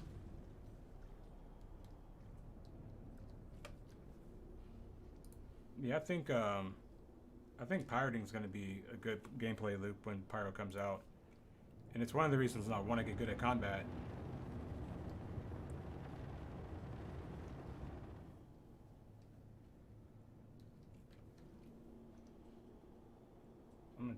Let's check this other one out.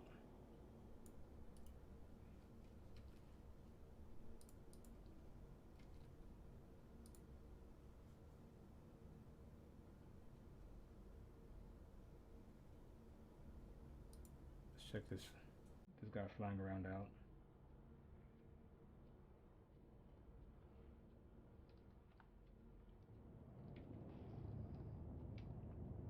Yeah, we gotta react to shorter form content. That's a big rock, right?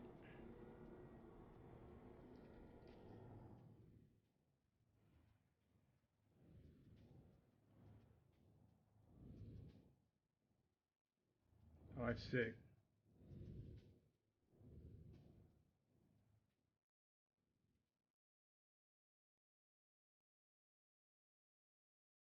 And you go to a different area.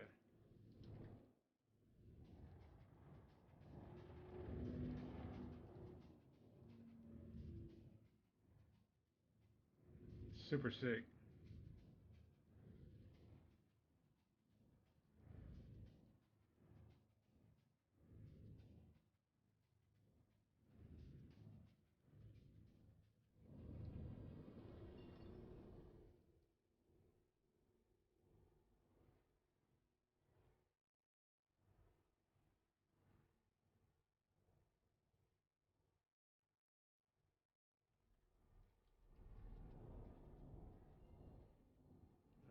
came in on.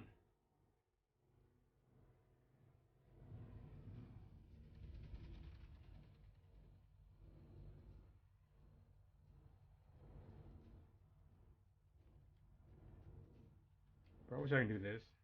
It's so much fun. This reminds me of like drifting.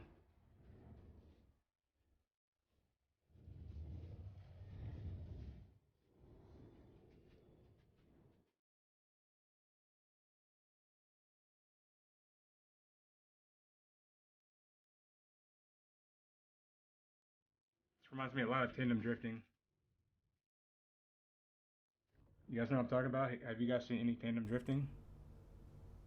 That's what this reminds me of. Hold on.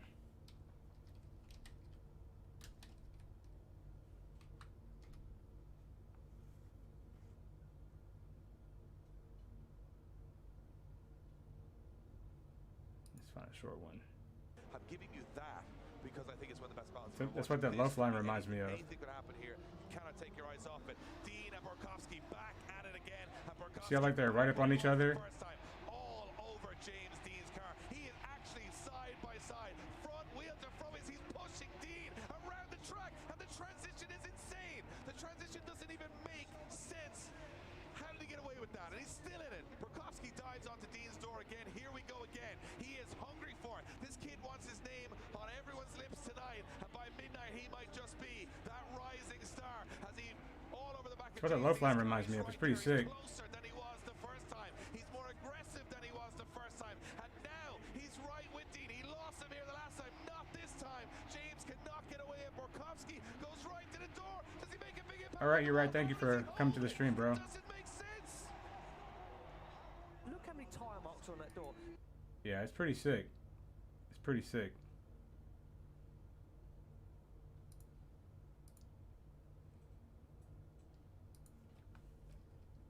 Like sometimes I want to react to like current world events, but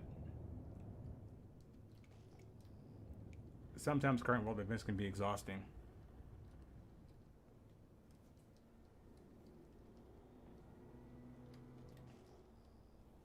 Especially when it comes to like these other creators, it's just like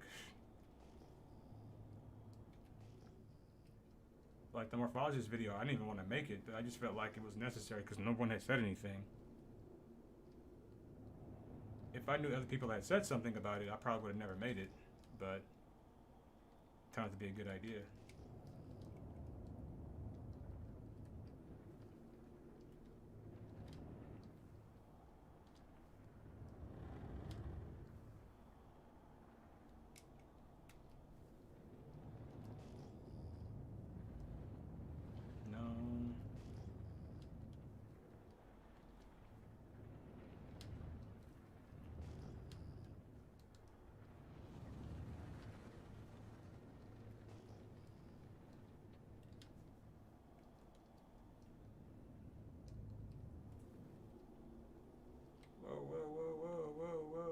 Slow down, slow down. What do we have here?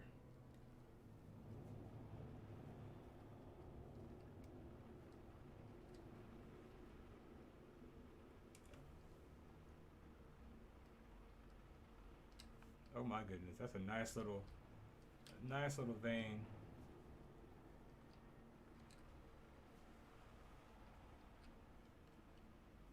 Had a night.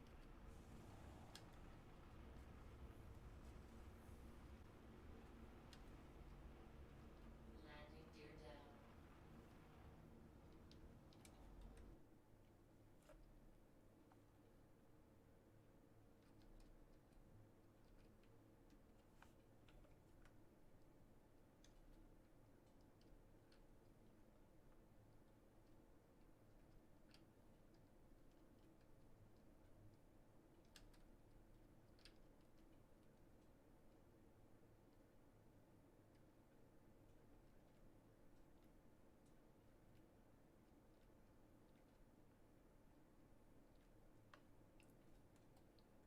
Being Evocati, you might have to be careful, and it's difficult sometimes. If another Evocati member did a video like that, they would be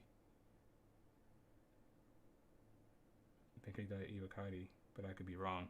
Are you talking about like the low flying video?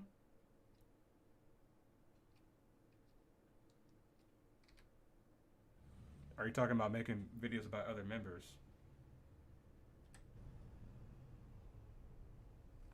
Because the video wasn't really about him per se. Well, I don't think I'm Ivakati, so I guess it doesn't apply to me. Yeah, I'm happy I did it too. I just like, I'm not the kind of guy that likes drama, but I understand that being or saying something in opposition to somebody else is what gets views. Like, I understand that as a content creator, which is why I've gone back and forth with myself about making reaction videos to current topics.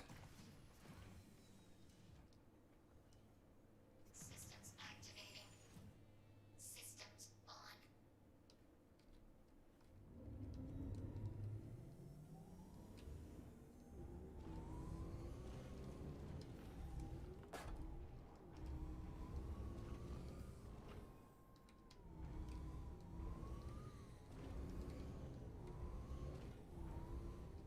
Got a nice little vein right here. Fracturing mode on. Mining mode on. Extraction mode on. Fracturing mode on.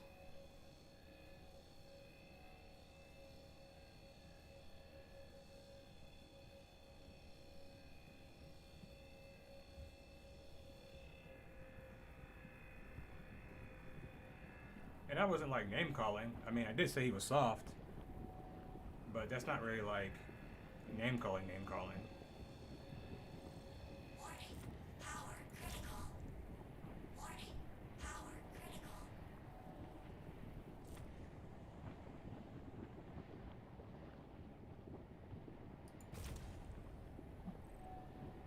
The rock's desynced.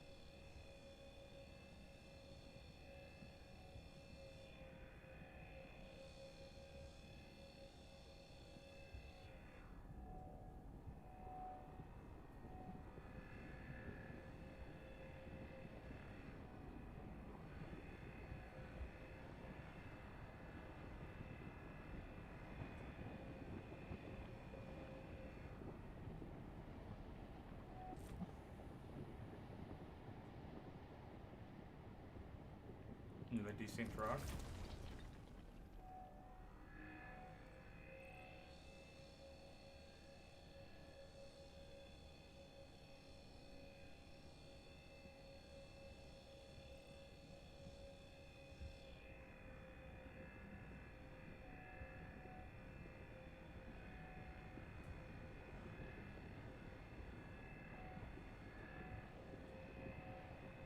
Warning. Power critical.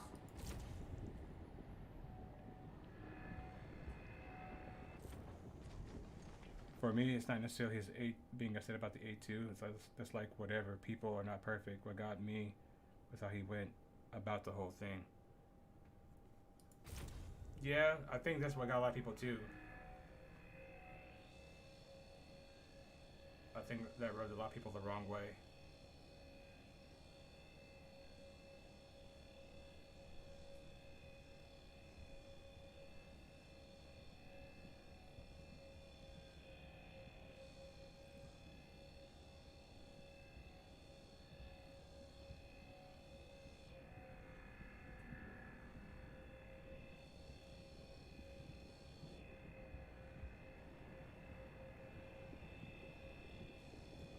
barely see the little meter right here.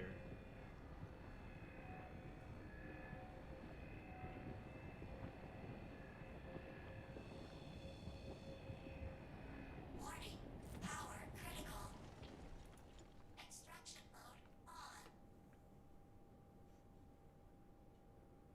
Exactly, but Pepper will defend him on this. Marvel just plays a lot of Star Citizen. He's a content creator, streamer, and archaeologist. It's very tiring. That day he must have put a lot. That day he must have put a lot into streaming, and forgot the obvious, knowing he could not do a repeat on it because it takes time to set up. All those things Pepper Hill understands. He was just tired. He saw in his eyes in the stream. Yeah, I mean, I get that, but like I said, you can't come to Jumptown expecting, you know, expecting to get certain results, you know?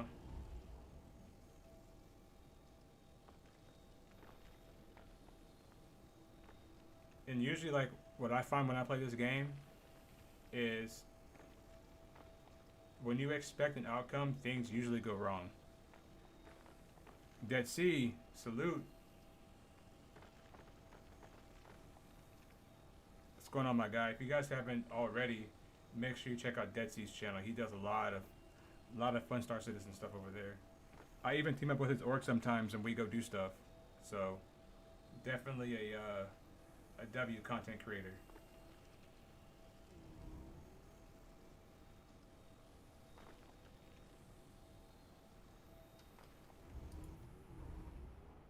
I think it's a case of him being a PvE guy, not a PvP guy. He hasn't died enough to be able to shrug it off and learn from it. Yeah. Dude, my first time doing Jumptown, like, we got clapped by a dummy fire from a I think it was an Eclipse. It just came in, dummy fired a torpedo on us. We landed our ship, like, right in front of Jumptown, which was a no-no. We didn't know any better. And we were just like, no, it was a retaliator that did it. It was a retaliator that came and dummy fired a torpedo at us. But that was our fault, you know? But instead of getting mad about it, we're just like, oh, let's go kill this retaliator.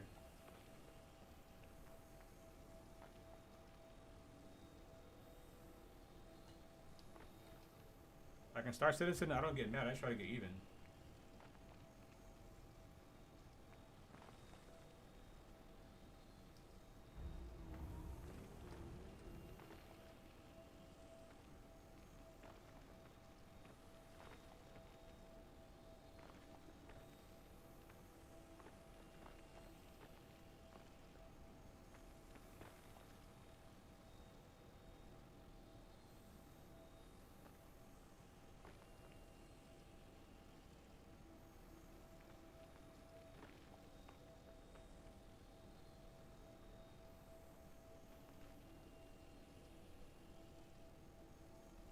Between 5 of us, we made around 8 mil AUEC across a couple of nights holding Jumptown. That's dope.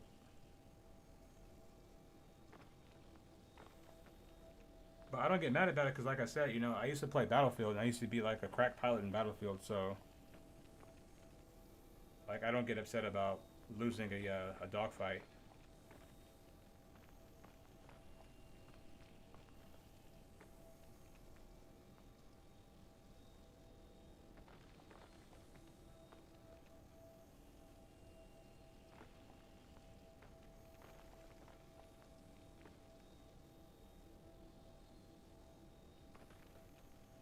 I got 1.7 mil of it. I set some of it to the payments to this other guys.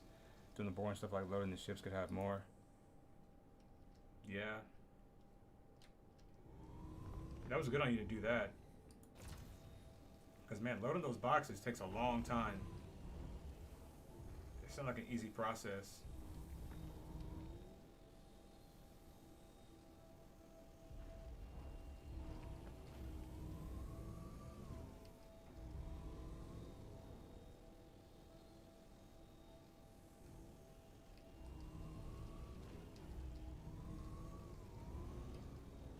We need forklifts in the game, you know what I'm saying? We need an attachment to the Malta where we can make it into a forklift. Can move pallets of drugs with it instead of like having to move boxes one by one. Target friendly. Relax, ship. You're alright.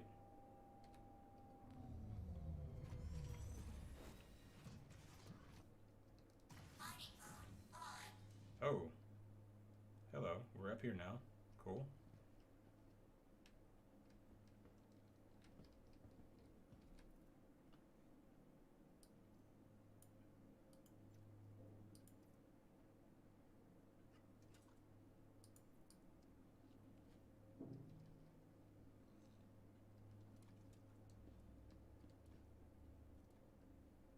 You know, I'm just really just tired of the softness in gaming. Right? I think all that softness has made games like not enjoyable for like the longest time.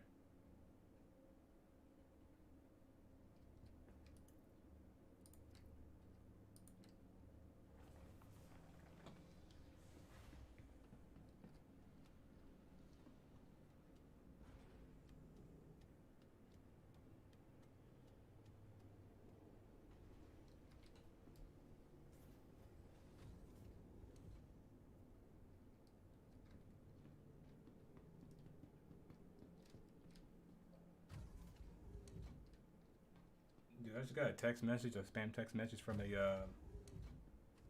person trying to save my bank. I have suspicious activity on my debit card. Like, first of all, like my bank would notify me inside the app, and they would also send me an email. But nice try.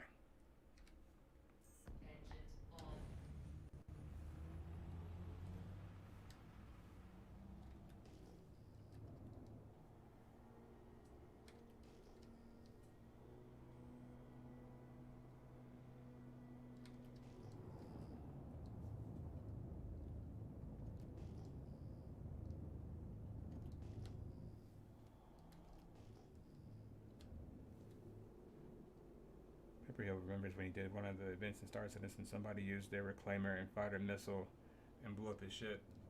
Yeah, that's what happened to me. Like my first time doing Jumptown, I was excited. We got down there. We're gonna take some drugs in. We were doing the morphologist Congo line at Jumptown. Somebody came and clapped our ships. And after that, I was like, you know what? Let's just use this event to have fun and to improve our PvP skills. And that's what we've done.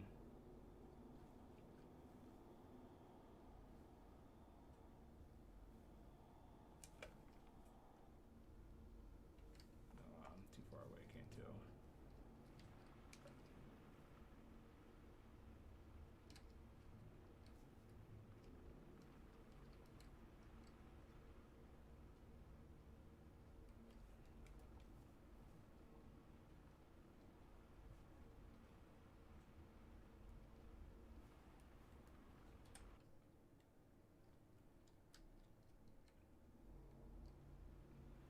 Ground's a little uneven right here.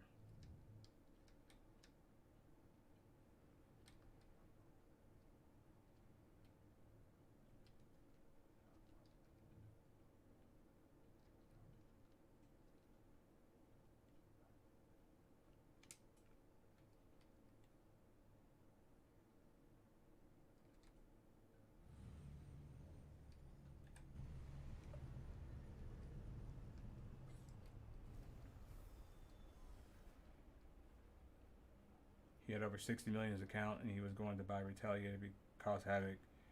And I realized there was no profit in that.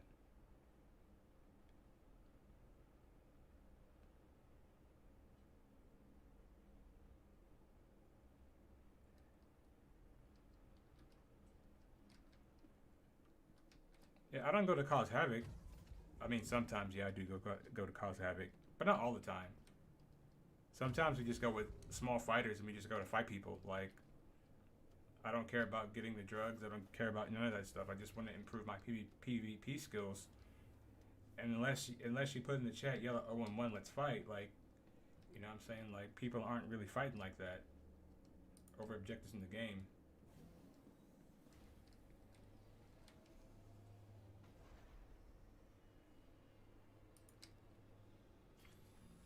I actually think we need more of that. We need more events like that. Extraction mode on. Mining mode on.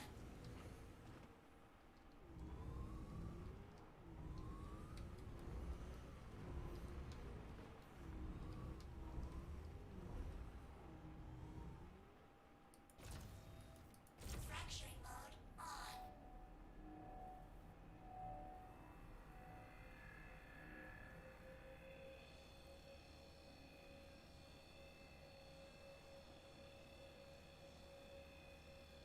When I'm flash requests, I often prize bounties on myself.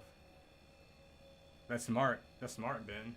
See, I want to get good so I can do stuff like that.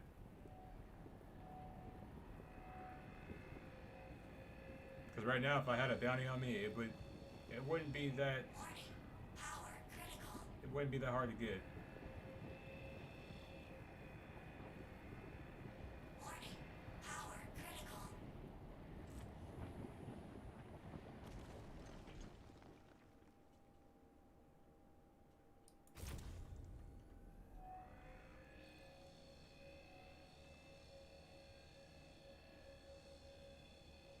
It also feels good to watch the chat when I do it randomly.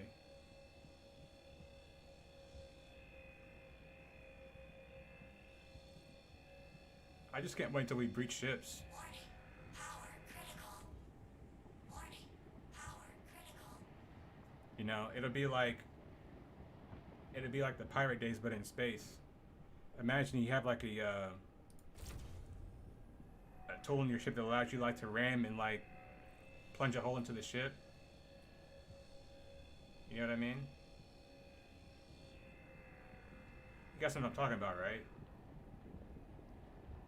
So like you would plunge poke a hole into a ship, and then that hole would be like an airlock for your guys to breach the ship. I think that'd be sick.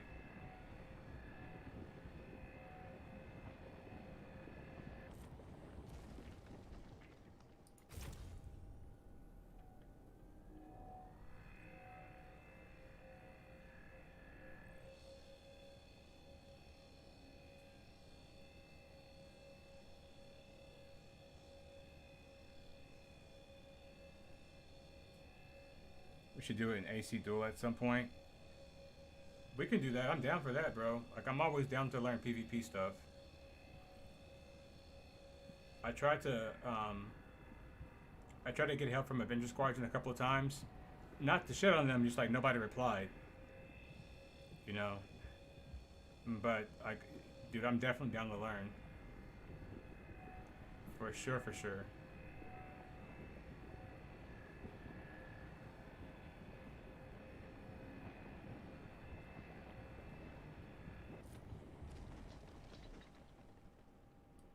Extraction mode on. As a civilian operating explorer, there's still a lot more to learn in the game based on real life. Yeah, there is. Like, I don't even think I've touched the surface yet on Star Citizen. Like,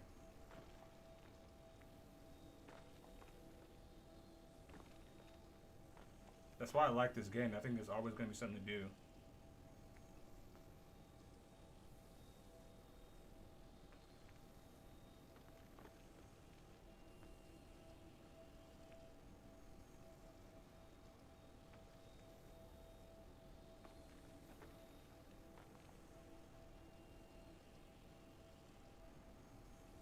Yeah, I don't think anybody was on the day I went and asked.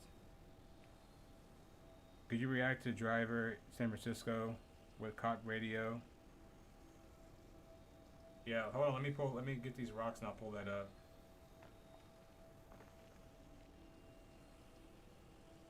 Yo, come back.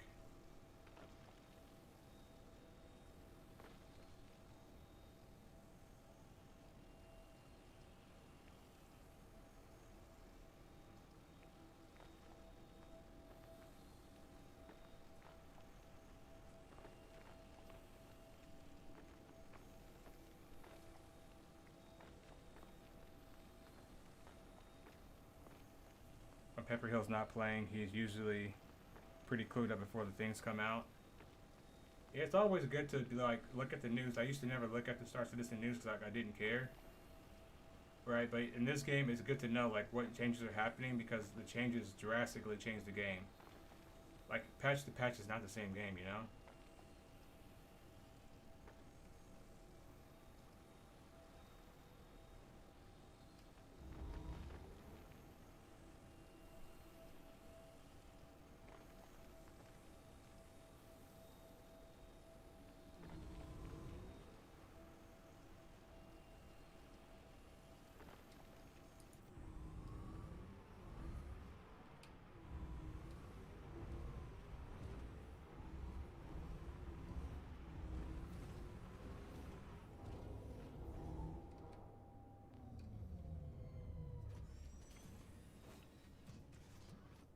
I'm not using Toby.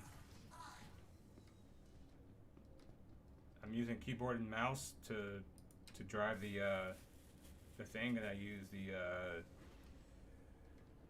stick to fly in the keyboard. Do you use any attachments or devices with your rock? No, the rock's just stock. Alright, this guy asked me to react to a video, so let me try to find it real quick. Driver, San Francisco.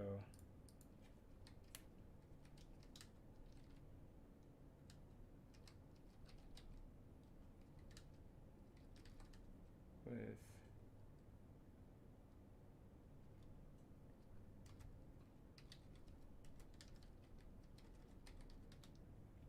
is this a game?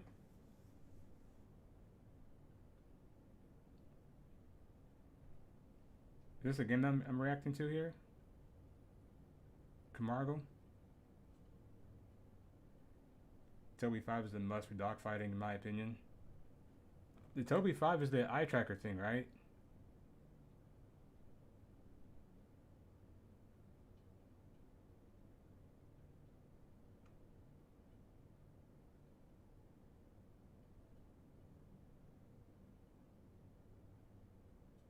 Say we're reacting to this driver San Francisco real quick. Hold on, let me pull this up.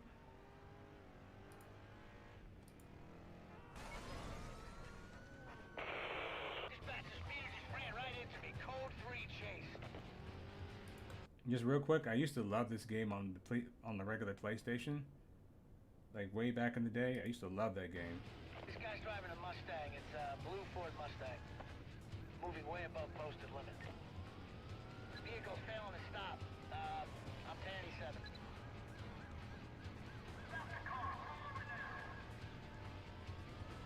Chasing a street racer here. Available units, please attend.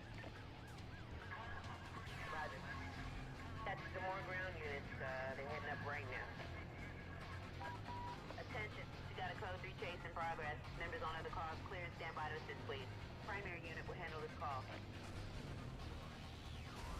Sunset 25. Just clear. I feel like that car should be broken right now. That car should be not moving at all. This call can make myself available shortly. Code 3 to your location. This is 4-8 rolling on your call now. Some nice driving though. Suspect just turned south. I'm just ahead of your suspect. 1023 with pursuit in progress. Units on the pursuit, please update. We got the supervisor requesting a sit rep. You know what? I'm pretty full right now. My hands are tied up. Stand by. Off 453. I'm on 1023 now. I'm right behind you. Situation is escalating quickly. Dispatch, I need a roadblock. That's a 1010. Repeat 1010. It was denied by the supervisor. Stand by. Working on something else. I need more units out here. All available units to my location now. I do like these driving games, but for the open world games, I feel like they're a little bit too arcadey for me. Like if they were to come out with a game that was more like if it was like open world but simulation style driving, I think that would be like right up my alley. I think I would enjoy that a lot.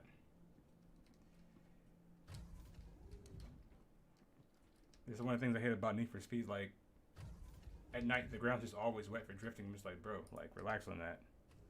We got Pixel in the chat. How you doing, Pixel? just reacting to some videos here. Doing a little mining.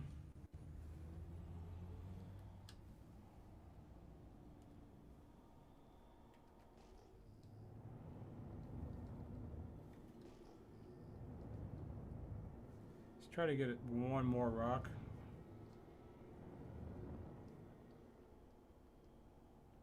They will have cars like that in Star Citizen in a few years, but they would have to build roads first. The go-kart track is a test bed. Yeah, I mean that sounds cool, but like, are they gonna be building like their own car models? Or is it gonna be stuff they made up, or like, are they gonna have actual manufacturers make cars for them in Star Citizen? Interesting to see.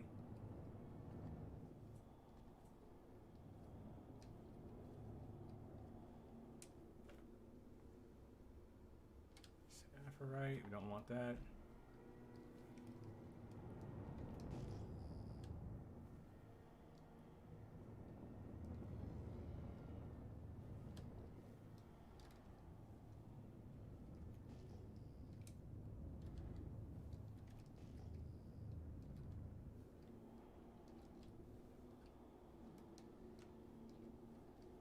Oh,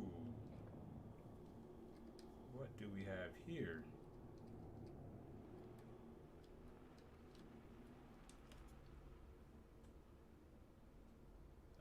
Apparite, why you gotta do me like that?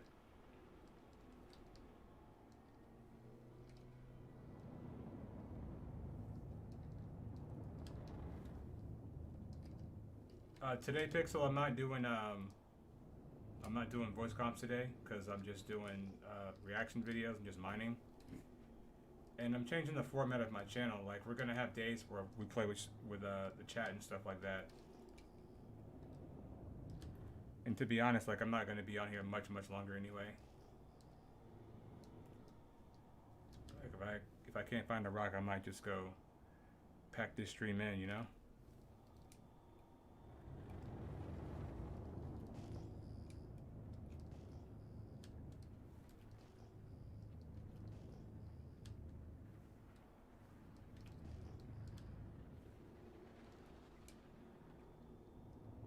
Let's go check that one.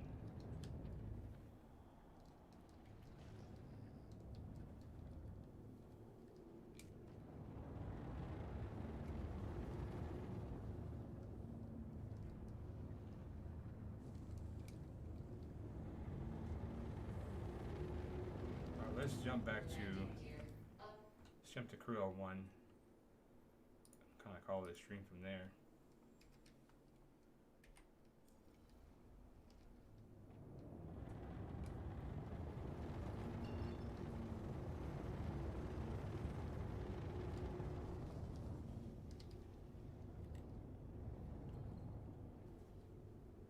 Everything Star Citizen will be done by Star Citizen. Don't forget they are writing their own tools to speed up production, which they have said many times will meet up, and he will give you a copy of every Jump Point magazine that ever. Yeah, I understand, like, they're building an entirely completely new engine from scratch, right? So a lot of the tech is like, it's like brand new, and they really have to like sort it out, and I understand that. So.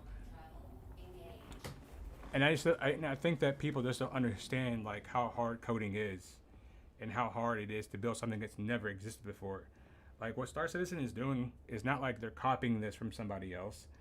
This is literally them having an idea and then creating that idea.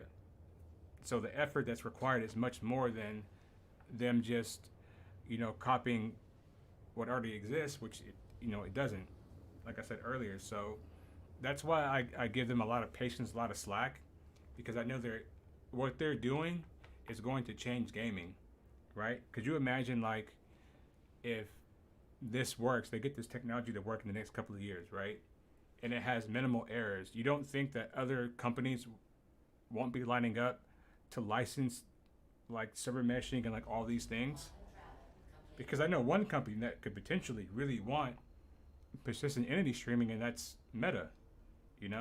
They're trying to make that metaverse, they're trying to make all these artificial realities and things like that. I think something like this would be a technology that they would really, really want to have.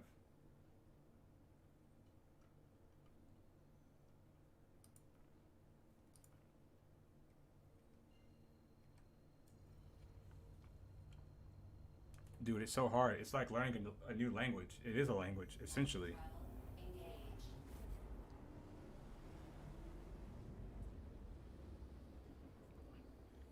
It's super, super difficult. Quantum travel complete.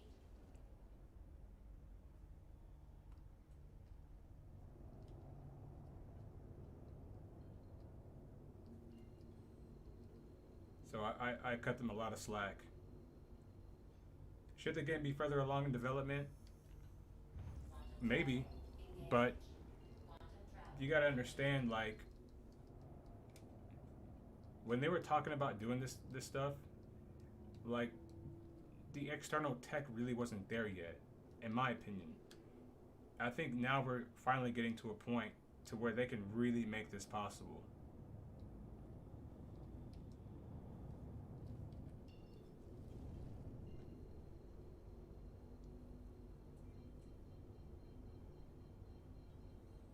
Cruise is a better course though. You can eliminate these standing waves, etc. Get room sounding way better.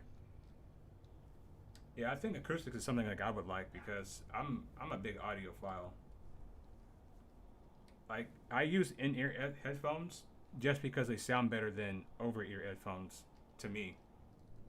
I have a set of really high quality in-ear wired headphones that I use for the game. Please proceed to assigned landing bay.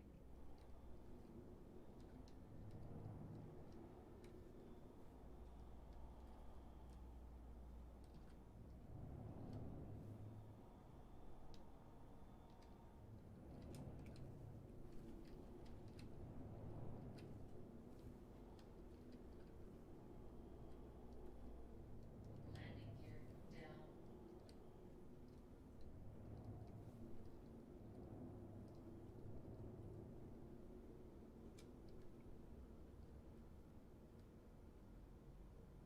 I never used anything compared to these. I learned so much in my acoustics course, but coding was insane first time I had to ever got headaches from trying to understand a college course. Yeah, dude, coding's no joke.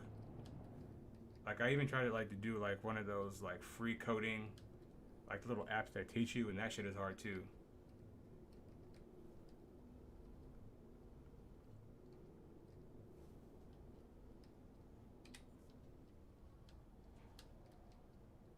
Please proceed to assigned landing bay.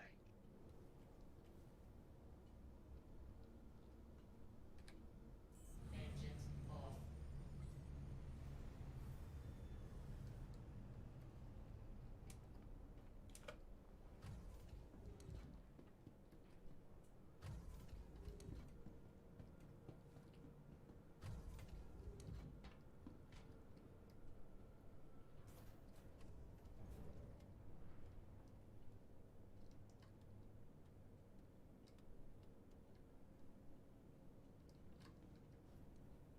Audio files are simple, not really all I felt. Gaming headset sounds like rubbish. Yeah, I don't like over-ear headphones. I don't like the way they sound. I've yet to find some other than like way back in the day. I had a set of Bose over-ear headphones that were really good, but even those don't compare to for me the in-ear earbuds.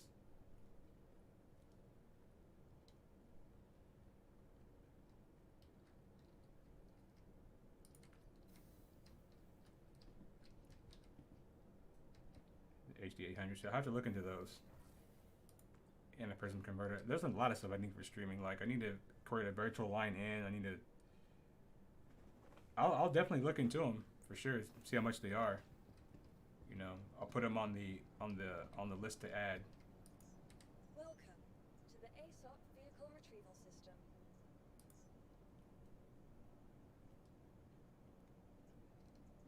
Please visit us again. Well, guys, this is gonna be a stream today.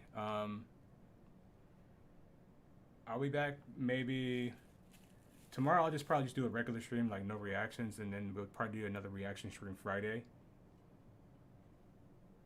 Consider the price of them in the prison will cost around $4,000. Yeah, I see. I don't know about that. You know, these Sony headphones, cost me about like a cool 150. You know what I'm saying? I'm cool with that. That's the level of my audiophile goes. That's about the extent of it right there. But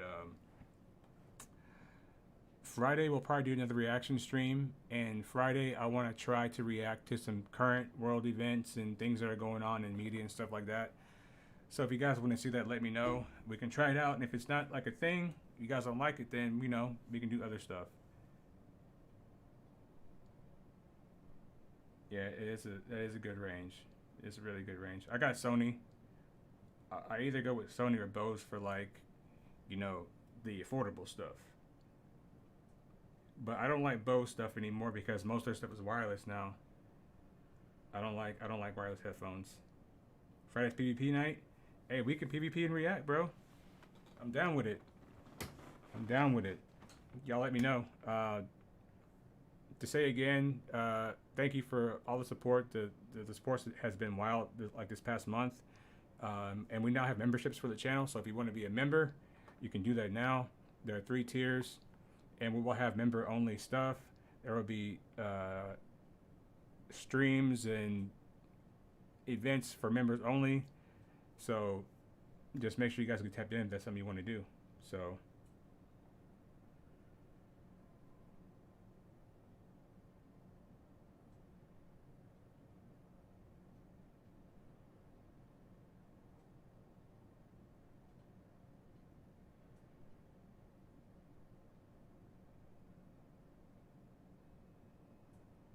Crispy, I appreciate that. Yeah, so like I'll get back with you guys. We can react on Friday. If you guys have any like current videos, like events happening in the world, get them ready for Friday, and then we can react to it. Richard, salute. You're welcome. Boundaries for the future. I want people to play the game. If they find they will find the money. Trust me. Yeah, for sure. 3 of us with the HD 300s, the HD 800s. Yeah, I'm gonna have to look into those now, man. I'm gonna have to look into those. So yeah, you got my curiosity piqued. And yeah, guys, I'll see you guys later. Peace.